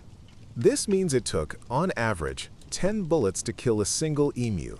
It was also reported that another 500 birds died from injuries sustained in the attacks. While these numbers were an improvement, they were hardly the decisive victory the government had hoped for. The total emu population remained vast, and the core problem was far from solved. Major Meredith's final report concluded that the operation could be justified on the grounds of helping the distressed farmers, but he also acknowledged its limitations. It was a tacit admission that machine guns were simply not the right tool for the job. In the end, what truly ended the Great Emu War was not military action, but a far more mundane solution. The government realized that direct intervention was a costly and embarrassing failure. Instead, they turned to a bounty system, offering a reward for every emu killed by the farmers themselves. This proved to be far more effective. The farmers who knew the land and the animals' behavior were better equipped to handle the problem on a local level. Over a 6-month period in 1934, over 57,000 bounties were claimed. The government also invested in stronger, better-designed barrier fences to protect the croplands. It was a practical, if less dramatic, solution to a problem that had briefly captivated a nation. The legacy of the Great Emu War is a strange and enduring one. It has become a favorite story for history buffs and lovers of the absurd. It's a perfect example of a man versus nature conflict, where nature, armed with nothing but speed and unpredictability, soundly humiliated a modern military force. It serves as a cautionary tale about the folly of applying brute force to a problem that requires a more nuanced understanding. The image of trained soldiers being outsmarted by flightless birds is inherently comical, and it has cemented the emu's place in Australian folklore as a surprisingly formidable symbol of the wild, untamable spirit of the outback. It's a reminder that sometimes the simplest-looking problems are the most complex. The story also reveals something about the psyche of post-World War I Australia. Here were men who had survived the horrors of Gallipoli and the Western Front, now struggling to survive on their own land. Their decision to call in the military against birds seems less absurd when you consider their background. They were trained to see problems in terms of conflict and to believe in military solutions. The war was a misguided attempt to bring order to a chaotic and unforgiving environment. It failed because the Australian bush, much like the emus themselves, does not operate on the principles of military strategy. It was a hard lesson learned in a very public and very silly way. Major Meredith, the man at the center of the story, faded back into military life, his name forever attached to this bizarre chapter of history. He was a competent officer, tasked with an impossible and ridiculous job. His reports, with their mix of military jargon and grudging admiration for the enemy's tactics, are historical gems. They paint a picture of a man trying his best to maintain his dignity while commanding a losing war against a foe that simply refused to cooperate with the established rules of combat. One can only imagine his thoughts as he packed up his machine guns for the final time, leaving the battlefield to the victorious and very much alive emus. So ends the tale of the Great Emu War. A conflict that produced no human casualties, no heroes, and no victory parades. It was a short, strange, and ultimately pointless chapter in military history, but a wonderful story about the limits of human power and the unexpected resilience of nature. And now let us move from the vast open plains to the cluttered intimacy of the dining table. We are going to explore the history of a simple, everyday object, an item most of us use without a second thought. It is an object that was once considered scandalous, unholy, and a symbol of decadent foreign affectation. We are going to trace the long and surprisingly controversial journey of the fork. For most of human history, eating was a hands-on affair. Our ancestors used their fingers, perhaps aided by a piece of bread to sop up juices or a personal knife to spear and cut chunks of meat. Spoons, in various forms, have been around for millennia, their shape logically derived from a cupped hand. But the idea of a small, pronged instrument for conveying solid food to the mouth was a remarkably late invention, and its adoption was met with suspicion, ridicule, and even outright hostility. The fork's story begins not as a tool for eating, but as a larger, more functional kitchen implement, a kind of miniature pitchfork used to hold down meat while it was being carved. Its journey from the kitchen to the dining table was a long and difficult one. The first small, personal forks used for dining appeared in the upper echelons of the Byzantine Empire, probably around the 4th century. These early forks were typically made of bronze or silver, had 2 long, straight tines, and were used exclusively by the very wealthy. They were symbols of extreme luxury and sophistication. The tool made its first notable entry into Western Europe in the 11th century, when a Byzantine princess named Theodora Anna Dukaina married Domenico Selvo, the Doge of Venice. She brought with her a case of golden 2-pronged forks, and her insistence on using them at her wedding banquet caused an absolute scandal. The Venetians were horrified. They saw her refusal to touch her food with her God-given hands as a sign of decadent, arrogant pride. The clergy in particular were incensed by this new utensil. One prominent church figure, St. Peter Damian, condemned the princess's use of the fork as an instrument of excessive softness and a perversion of nature. He argued that God had provided humans with natural forks, their fingers, and to use an artificial substitute was an insult to the Creator. When the princess died a few years later from the plague, he publicly declared it was God's punishment for her vanity and her unnatural use of the fork. This theological opposition became a major barrier to the fork's adoption across Europe for centuries. It was seen not just as strange, but as sinful, a tool of the devil designed to tempt people away from simple, pious living. Now, dim the lights, maybe turn on a fan for some white noise, and get settled. Let go of the day. And let's ease into tonight's journey together, starting with you. Despite the clerical outrage, the fork slowly gained a foothold in Italy.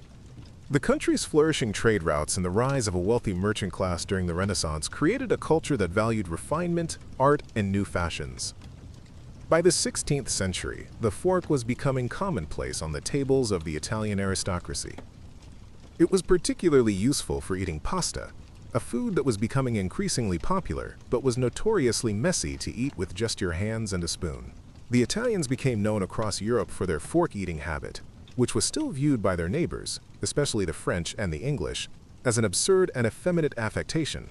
An Italian was a man who was too dainty to touch his own food. The fork's journey into France was largely thanks to Catherine de' Medici, who brought a collection of silver forks with her from Florence when she married King Henry II of France in 1533. However, even in the sophisticated French court, the fork was slow to catch on. It was seen as a novelty, a piece of Italian theatricality, rather than a serious dining tool. For a long time, the French nobility might have forks as part of their elaborate place settings, but they would often ignore them and continue to eat with their fingers. It was considered more masculine and direct. It wasn't until the reign of King Louis XIV in the late 17th century that the fork finally started to become an accepted part of courtly etiquette, a symbol of the highly ritualized and refined culture he was creating at Versailles. England was one of the last major European nations to embrace the fork. The English viewed it with deep suspicion and associated it with the perceived foppishness of Italians and the French. The man credited with introducing the fork to England is Thomas Coryat, an eccentric travel writer who journeyed through Europe in the early 17th century. He observed the Italian custom of using forks and adopted it himself, bringing one back to England. He was mercilessly mocked for it. He was given nicknames like Furcifer, which meant fork-bearer, but was also a Latin pun on scoundrel. The prevailing attitude was that forks were for weaklings. Real Englishmen used their trusty knives and sturdy fingers. It would take another century for the fork to shed its reputation as a silly foreign gadget.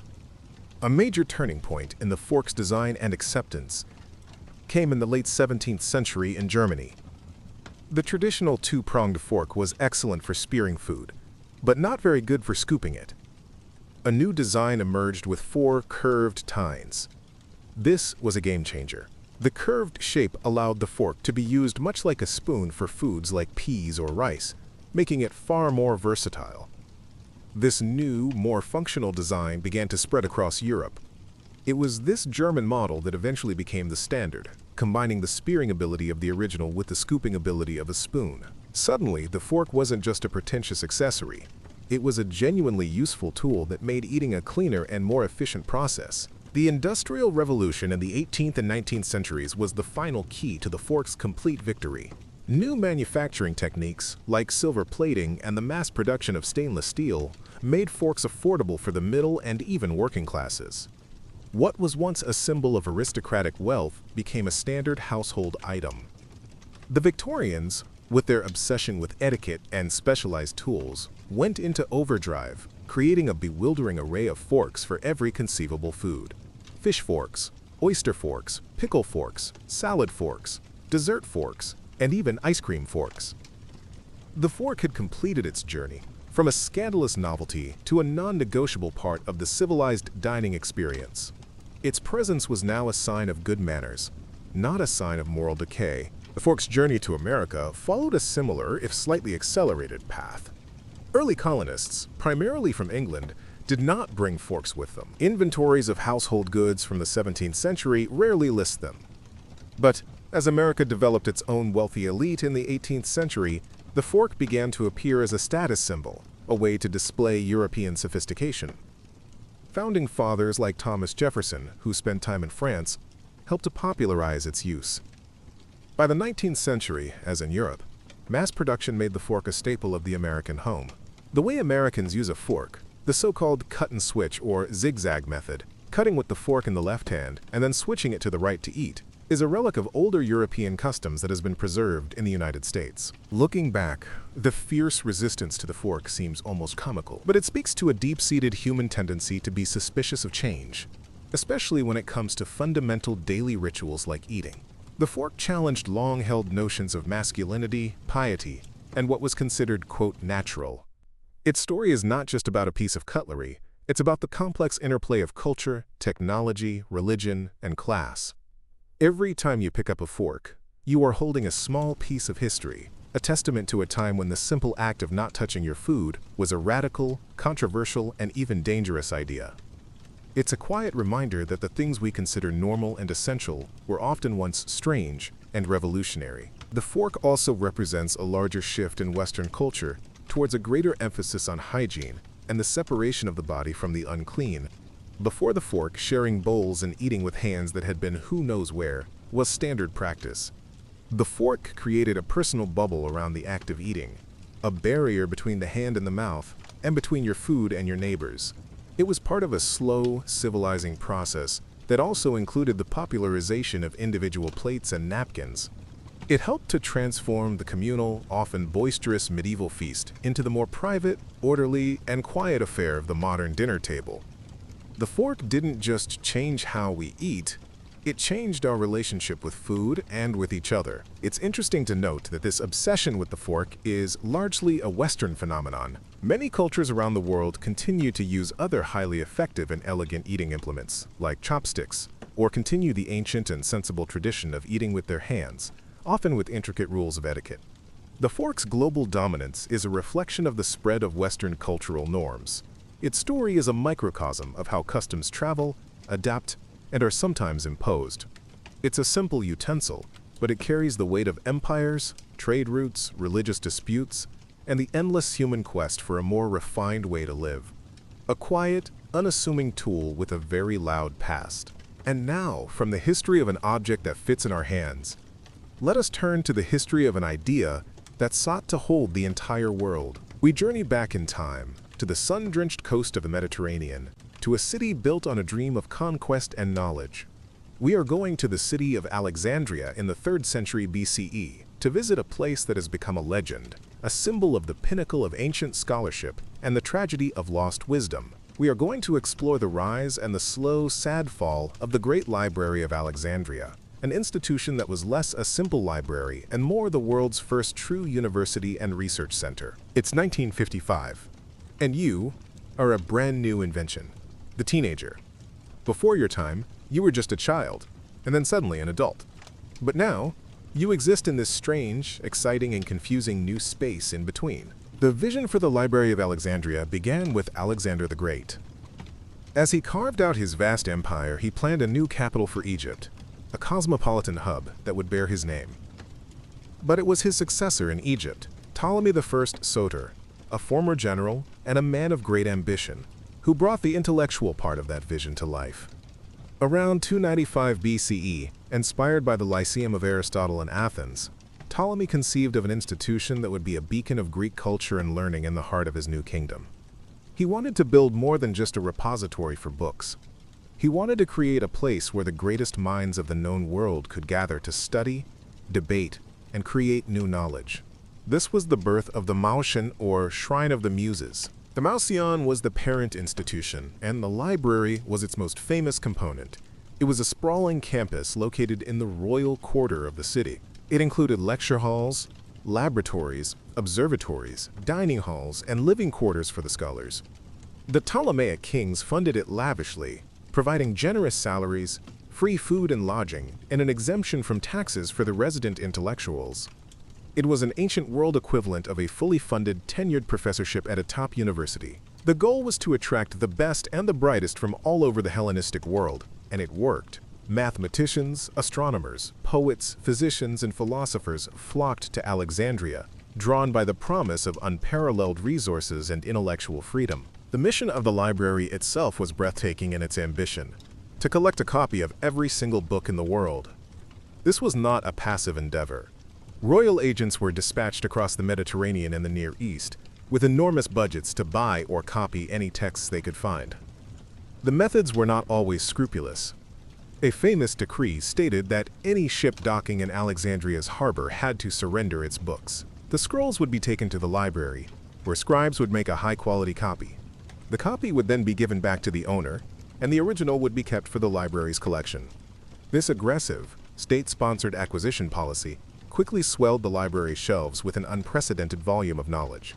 The collection grew to an almost mythical size. Ancient sources give varying figures, but it's estimated that at its peak, the Library of Alexandria held between 40,000 and 400,000 papyrus scrolls. Each scroll was a book, so a multi-volume work like Homer's Iliad would consist of many individual scrolls. This vast collection presented a new kind of problem: how to organize it. The head librarian, a poet and scholar named Callimachus, undertook the monumental task of creating the world's first comprehensive library catalog, called the Pinakes. It was a 120-volume work that listed every author, their biography, a summary of their work, and the first line of the text, organized by subject.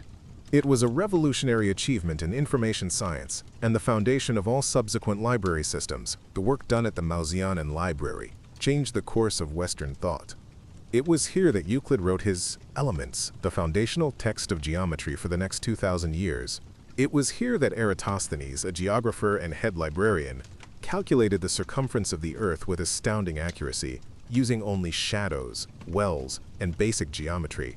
It was here that the physician Herophilus pioneered the study of anatomy, performing the first scientific dissections of human bodies and discovering the role of the brain and the nervous system. And it was here that Aristarchus of Samos first proposed a heliocentric model of the solar system, 18 centuries before Copernicus. The library was a crucible of scientific revolution. Beyond science, the library was a center for literary scholarship.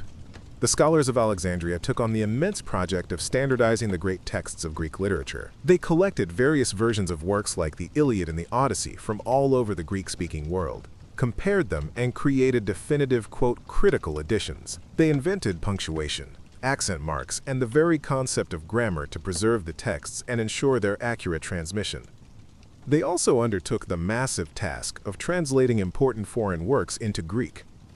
The most famous of these projects was the Septuagint, the first Greek translation of the Hebrew Bible, which was commissioned by Ptolemy II for the library's collection. Life as a scholar at the Mauseanan must have been a heady experience. You would spend your days in deep conversation with brilliant colleagues, with the entire world's knowledge just a short walk away. The atmosphere was one of intense intellectual competition.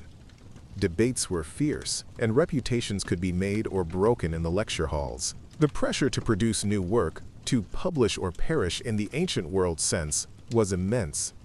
The poet Timon of Phlius famously satirized the scholars as scribbling bookworms in the muses' birdcage, suggesting a life of pampered but contentious isolation from the real world.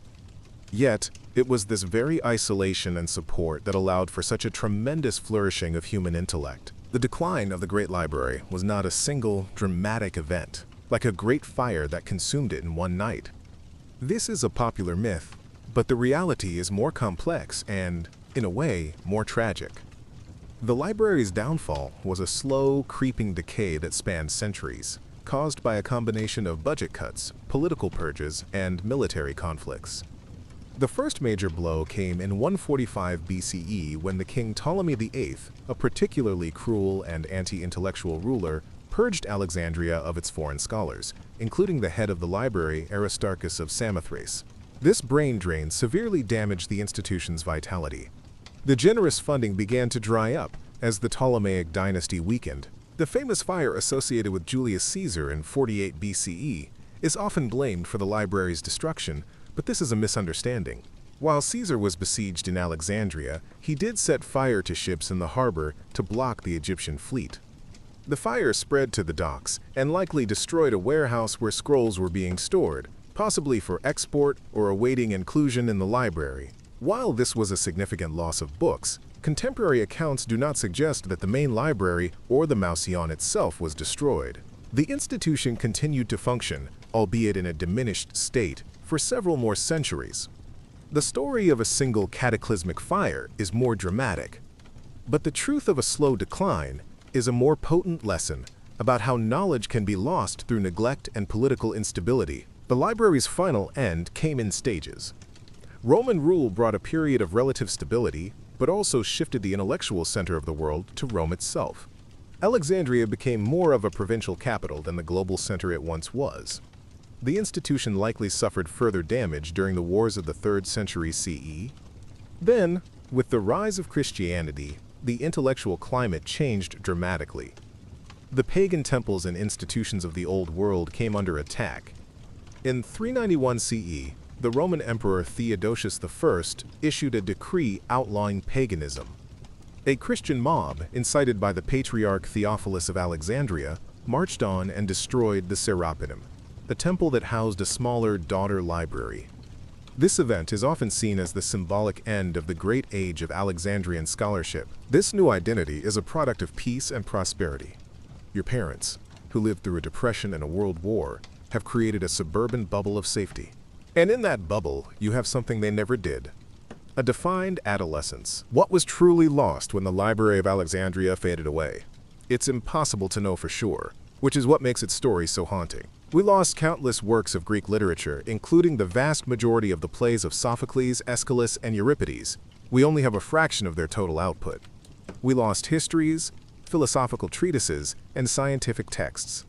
We can only guess at the scientific discoveries that were made and then forgotten, the alternative paths of thought that were closed off. The loss was not just a loss of information, but a loss of potential. The heliocentric model of Aristarchus, for example, was lost to mainstream Western thought for 1,800 years. One can only wonder how different the world would be if the knowledge of Alexandria had survived intact. The legacy of the Library of Alexandria, however, is not just one of loss. It is also a powerful testament to a beautiful and enduring idea, that knowledge is worth pursuing for its own sake, and that collecting and preserving the wisdom of all humanity is one of the noblest of all possible endeavors. The library set a standard for what a center of learning could be, a model that would eventually be reborn in the monasteries of the Middle Ages, the universities of the Renaissance, and the great national libraries and research institutions of the modern world. Every library, in a sense, is a descendant of that great institution on the shores of the Mediterranean. It lives on as a dream of a world united not by conquest, but by curiosity. Let's return once more to the peculiar history of Australia. The Emu War was not the continent's only strange response to an animal problem. The country has a long and storied history of introducing species that go on to cause ecological havoc, and then attempting to control them with varying degrees of success. The story of the cane toad, for instance, is another classic tale of a biological control gone horribly wrong. Introduced in 1935 to control the cane beetle devastating sugarcane crops, the toads ignored the beetles, multiplied exponentially, and became a toxic, warty plague across northeastern Australia. Each of these stories highlights the immense difficulty of predicting the consequences of tampering with a complex ecosystem, a lesson Australia has had to learn repeatedly. The military's involvement in the Emu War was not as completely outlandish as it might seem in a modern context. In the early 20th century, many national militaries were seen as versatile, problem-solving organizations. They were used for disaster relief, infrastructure projects, and, in this case, pest control. The line between civilian and military roles was more blurred. The use of machine guns, however, was what tipped the situation into the realm of the absurd. The weapon was a symbol of industrial-scale warfare, designed for trench stalemates, and its application against a fast-moving, dispersed flock of birds was a fundamental mismatch of technology and task. It was like trying to swat a fly with a sledgehammer, both ineffective and ridiculous. The press coverage of the Emu War played a significant role in its perception. Initially, the newspapers reported on it with a straight face, using the military's own serious language. But as the failures mounted, a tone of gentle and then open mockery crept in. Ornithologists and conservationists of the day also weighed in, condemning the cull as a cruel and pointless slaughter. One observer, The ornithologist Dominic Cervantes famously commented on the emu's uncanny ability to face machine guns with the invulnerability of tanks. This public narrative, shifting from a serious pest control operation to a national joke, was a key factor in the government's decision to withdraw the troops. It was a failure not just on the battlefield, but in the court of public opinion. What of the emu itself? The Dromaeus novaholandiae is the second largest living bird by height, after the ostrich. They are impressive creatures, capable of running at speeds up to 30 miles per hour and covering great distances in their search for food. They are also incredibly tough. Their feathers provide excellent insulation, and their physiology is well adapted to the harsh Australian climate. Their behavior during the war was not a sign of military genius, but simply their natural survival instinct. They are not flocking animals in the way sheep are. They travel in loose, uncoordinated groups. When threatened, their instinct is to scatter, not to huddle. In a strange twist of fate, their natural behavior was the perfect defense against a weapon designed for concentrated targets. The bounty system that replaced the military intervention was a far more logical approach, relying on local knowledge and distributed effort. However, it also had its dark side, leading to the widespread killing of emus for decades. While the species is not currently endangered, its population has been significantly impacted by human activity, including habitat loss and culling. The Great Emu War stands as a comical prelude to a much longer and more serious story of conflict between Australian settlers and the native fauna. It's a reminder that even the most humorous historical anecdotes often have a more somber context lurking just beneath the surface. The laughter it provokes is tinged with the knowledge of a wider, ongoing ecological struggle. In the end, the Emu War is a story about perspective. From the farmer's point of view, it was a desperate plea for help against a genuine threat. From the government's perspective, it was a public relations opportunity that backfired spectacularly. From the soldier's perspective, it was a frustrating and thankless task. And from the emu's perspective, it was just another day in the outback, interrupted by some loud, annoying, and remarkably inept humans. The enduring appeal of the story lies in its ability to contain all these perspectives at once, creating a narrative that is simultaneously tragic, heroic, and profoundly silly. It's a perfect slice of history, too strange not to be true. Now let us return to the dinner table and the curious journey of the fork. The resistance to it was not just religious. It was also tied to notions of social class and masculinity. For centuries, the personal knife was a man's constant companion. It was a tool, a weapon, and an eating utensil. To use a delicate, specialized fork was seen as giving up a piece of that rugged self-sufficiency. It was an affectation of the courtier, not the warrior or the common man. This association with femininity and dandyism was a powerful cultural barrier. A man who used a fork was a man who was overly concerned with appearances, a man who had perhaps gone soft. The fork's eventual triumph was also a triumph of a new kind of masculinity, one based on refinement and manners rather than raw utility. The evolution of the fork also influenced the evolution of its counterpart, the knife. Before the fork became common, dinner knives often had a sharp, pointed tip. This was useful for spearing pieces of food and lifting them to the mouth. However, as the fork took over this spearing function, the knife's role became solely about cutting. A pointed knife at the dinner table was now not only redundant, but also vaguely threatening. Legend has it that Cardinal Richelieu of France, in the 17th century, was so annoyed by a dinner guest who constantly picked his teeth with his pointed knife that he had all the knives in his household ground down to a rounded tip. Whether true or not, the story reflects a real trend. The table knife became a safer, more specialized tool, its aggressive point blunted by the arrival of the fork. Your world is defined by the high school hallway. It's a universe unto itself, with its own hierarchies and unspoken rules. The air smells of chalk dust, floor wax, and the faint perfume of the girl 2 lockers down. The etiquette surrounding the fork became incredibly complex, especially during the Victorian era. The sheer number of specialized forks was a social minefield. Using the wrong fork for the wrong course was a major faux pas, a clear sign that you did not belong in polite society. This complex system of rules was a way for the newly wealthy middle class to distinguish themselves and to prove their social standing. Knowing how to navigate a formal place setting with its forest of silverware was a form of social capital. The fork, once a symbol of foreign decadence, had become a gatekeeper of social inclusion. Its proper use was a performance, a way of demonstrating your breeding and education without saying a word. It's fascinating to consider the cut-and-switch method of using a fork, which is common in the United States, versus the continental style used in Europe. In the continental style, the fork remains in the left hand and the knife in the right, and the food is conveyed to the mouth with the fork still in the left hand, tines facing down. The American zigzag method, where the fork is switched to the right hand after cutting, is actually the older of the two styles. It dates back to a time when the fork was still primarily a tool for holding meat steady while cutting. Europeans later streamlined the process, but the older, more formal method was preserved in America, a kind of fossilized piece of etiquette from a bygone era. The fork's story is also a story about the changing nature of food itself. In the Middle Ages, most food was served in communal pots or on large platters, and much of it was eaten in a semi-liquid, stew-like form that was easily scooped with a spoon or sopped up with bread. The rise of the fork coincided with a shift in cuisine towards more solid, individually plated dishes. The fork is the perfect tool for a meal consisting of a distinct piece of meat, a serving of vegetables, and a portion of potatoes. It reflects a more structured and composed approach to plating and dining. You can trace the evolution of a culture's cuisine by looking at the evolution of its tools for eating it. Even today, the fork is not a universal constant. While it has spread globally, many cultures have either rejected it or adopted it alongside their traditional utensils.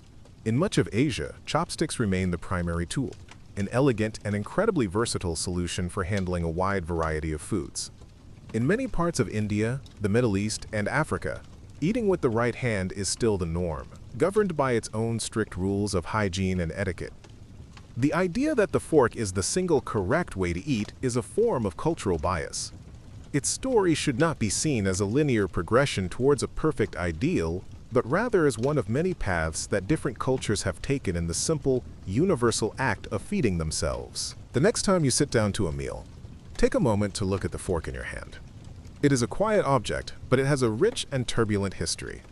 It was once a symbol of sin, a marker of effeminate weakness, and a luxury item for the ultra-rich. Its journey to your table involved princesses, popes, kings, and satirists. It changed the way we cook, the way we eat, and even the way we think about ourselves and our place in society. It is a small monument to the slow, often strange, and always fascinating process of cultural change. An everyday object, full of forgotten stories, waiting patiently beside your plate. Let's drift back now to the cool marble halls of Alexandria's great library. The institution was more than just a place for science and literature. It was a melting pot of cultures. Located at the crossroads of Africa, Europe, and Asia, Alexandria was one of the most diverse cities of the ancient world. Greeks, Egyptians, Jews, and people from across the Persian Empire lived and worked side by side. This cultural fusion was reflected in the library's collection and its scholarship. The project to translate the Hebrew Bible into Greek, the Septuagint, is a prime example of this cross-cultural exchange. The library was not just a repository of Greek knowledge, but an ambitious attempt to create a universal archive of human thought, a goal that was truly revolutionary for its time. The physical form of the books in the library was, of course, the papyrus scroll. This created a whole set of challenges that modern librarians don't have to face. Scrolls were fragile and susceptible to humidity, insects, and decay. They were also cumbersome to read. You couldn't easily flip back and forth between sections. To find a specific passage, you had to unroll the entire scroll and then carefully roll it back up again. The invention of the codex, the ancestor of the modern book, with stacked bound pages, was still centuries away. The very act of reading and research required a level of patience and physical effort that is hard for us to imagine. The scholars of Alexandria were not just thinkers. They were masters of the unwieldy technology of the scroll. The role of the head librarian was one of the most prestigious intellectual positions in the entire Hellenistic world. The list of men who held the post is a who's who of ancient genius. Besides Eratosthenes, who calculated the Earth's circumference, there was Xenodotus, the first head librarian, who pioneered the critical study of Homer. There was Aristophanes of Byzantium, who invented the system of Greek accent marks to preserve the language's pronunciation. And there was Aristarchus of Samothrace, a brilliant literary critic whose work formed the basis of classical scholarship for generations. These men were not just administrators. They were active, groundbreaking scholars who shaped their fields, leaving a legacy that, in many cases, outlasted the physical library itself. One of the most fascinating figures associated with the library's milieu is Hero of Alexandria, an engineer and mathematician who lived in the 1st century CE. He was a brilliant inventor, a kind of ancient Da Vinci. He created a device called the eolipial, a simple steam-powered turbine, effectively inventing the first steam engine, though it was only ever used as a novelty or a temple toy. He also invented automated temple doors that opened with fire, a wind-powered organ, and a vending machine that dispensed holy water when a coin was inserted.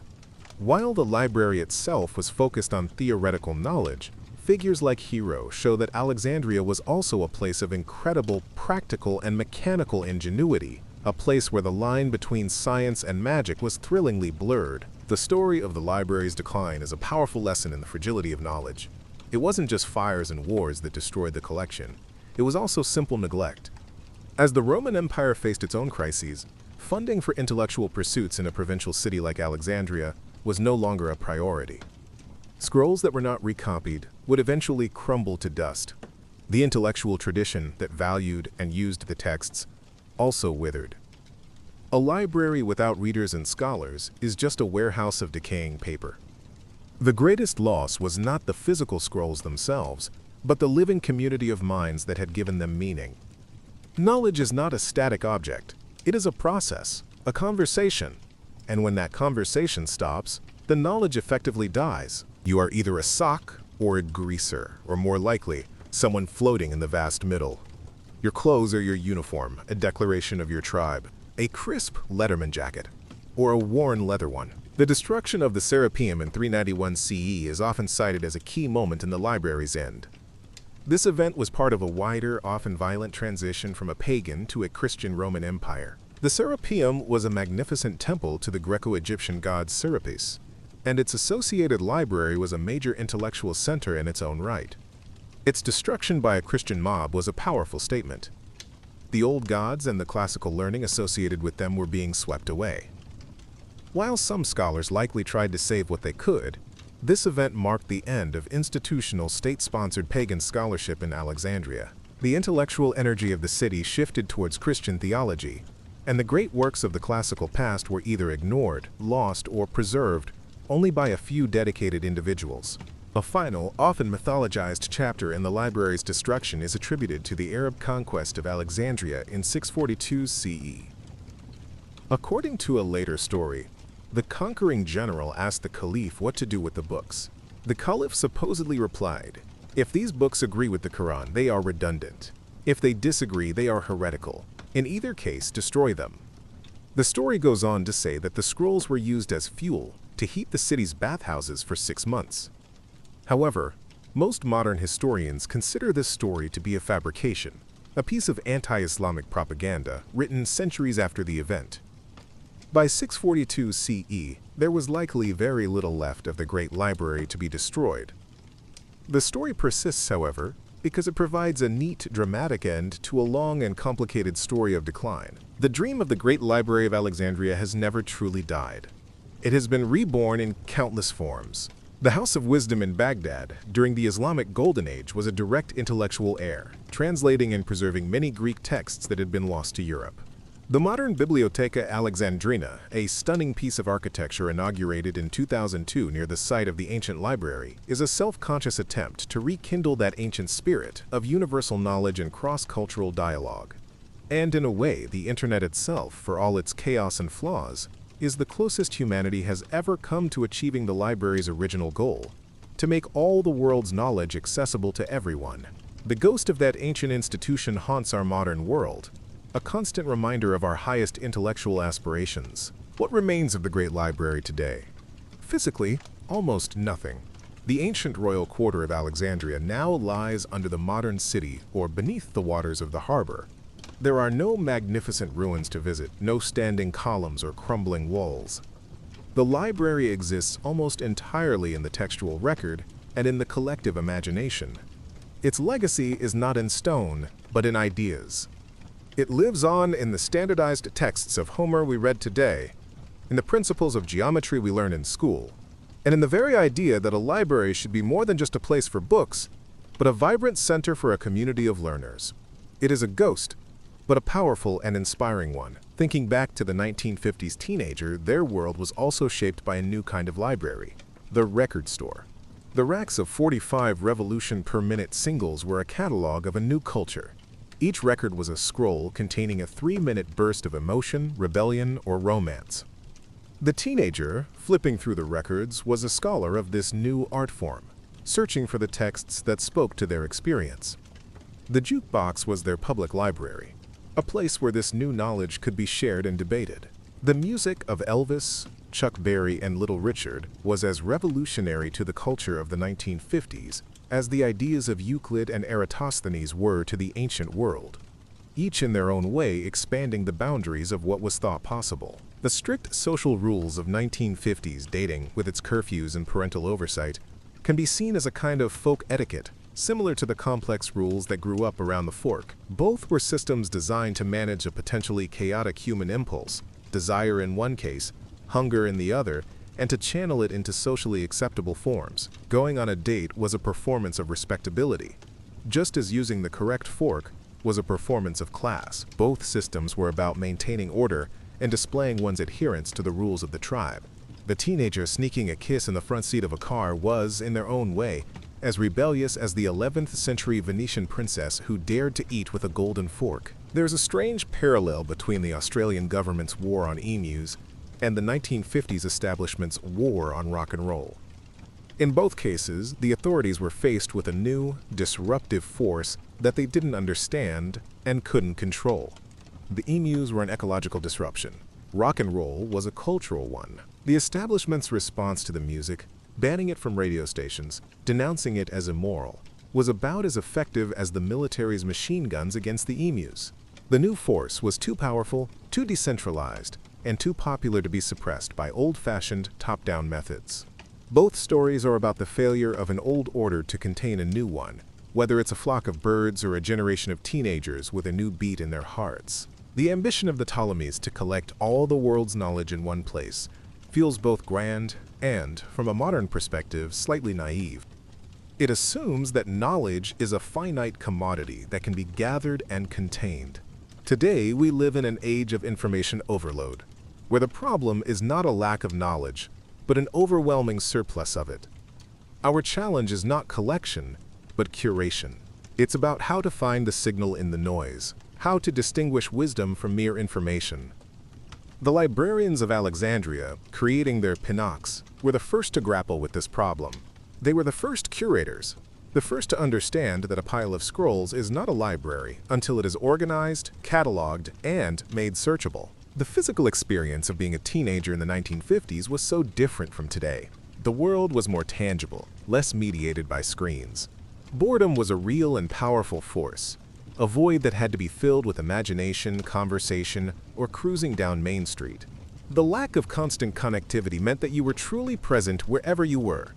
A night at the drive-in was an immersive experience, without the distraction of a phone in your pocket. There was a richness to the texture of everyday life. The weight of the telephone receiver, the satisfying clunk of the jukebox mechanism, the smell of popcorn and exhaust fumes that has been replaced by the smooth, frictionless surface of the digital world. Let's reconsider the Emu War from an economic perspective. For the government, the cost of the ammunition, the transport, the soldiers' pay, and the cinematographer's time, when measured against the number of birds killed, made it an absurdly expensive pest control program. The farmers could have likely achieved better results for a fraction of the cost if they had been supplied with ammunition for their own rifles from the start. The decision to send in the military was driven by politics and pride, not by sound economic or logistical reasoning. It's a classic example of a government choosing the most visible and dramatic solution, rather than the most effective one, a phenomenon that is certainly not unique to 1930s Australia. After the last bell, the world opens up. The destination is the local diner, a gleaming temple of chrome and neon. Here, the real education begins over milkshakes so thick you can barely get them up the straw. The story of the fork is a reminder of how deeply embodied our habits are.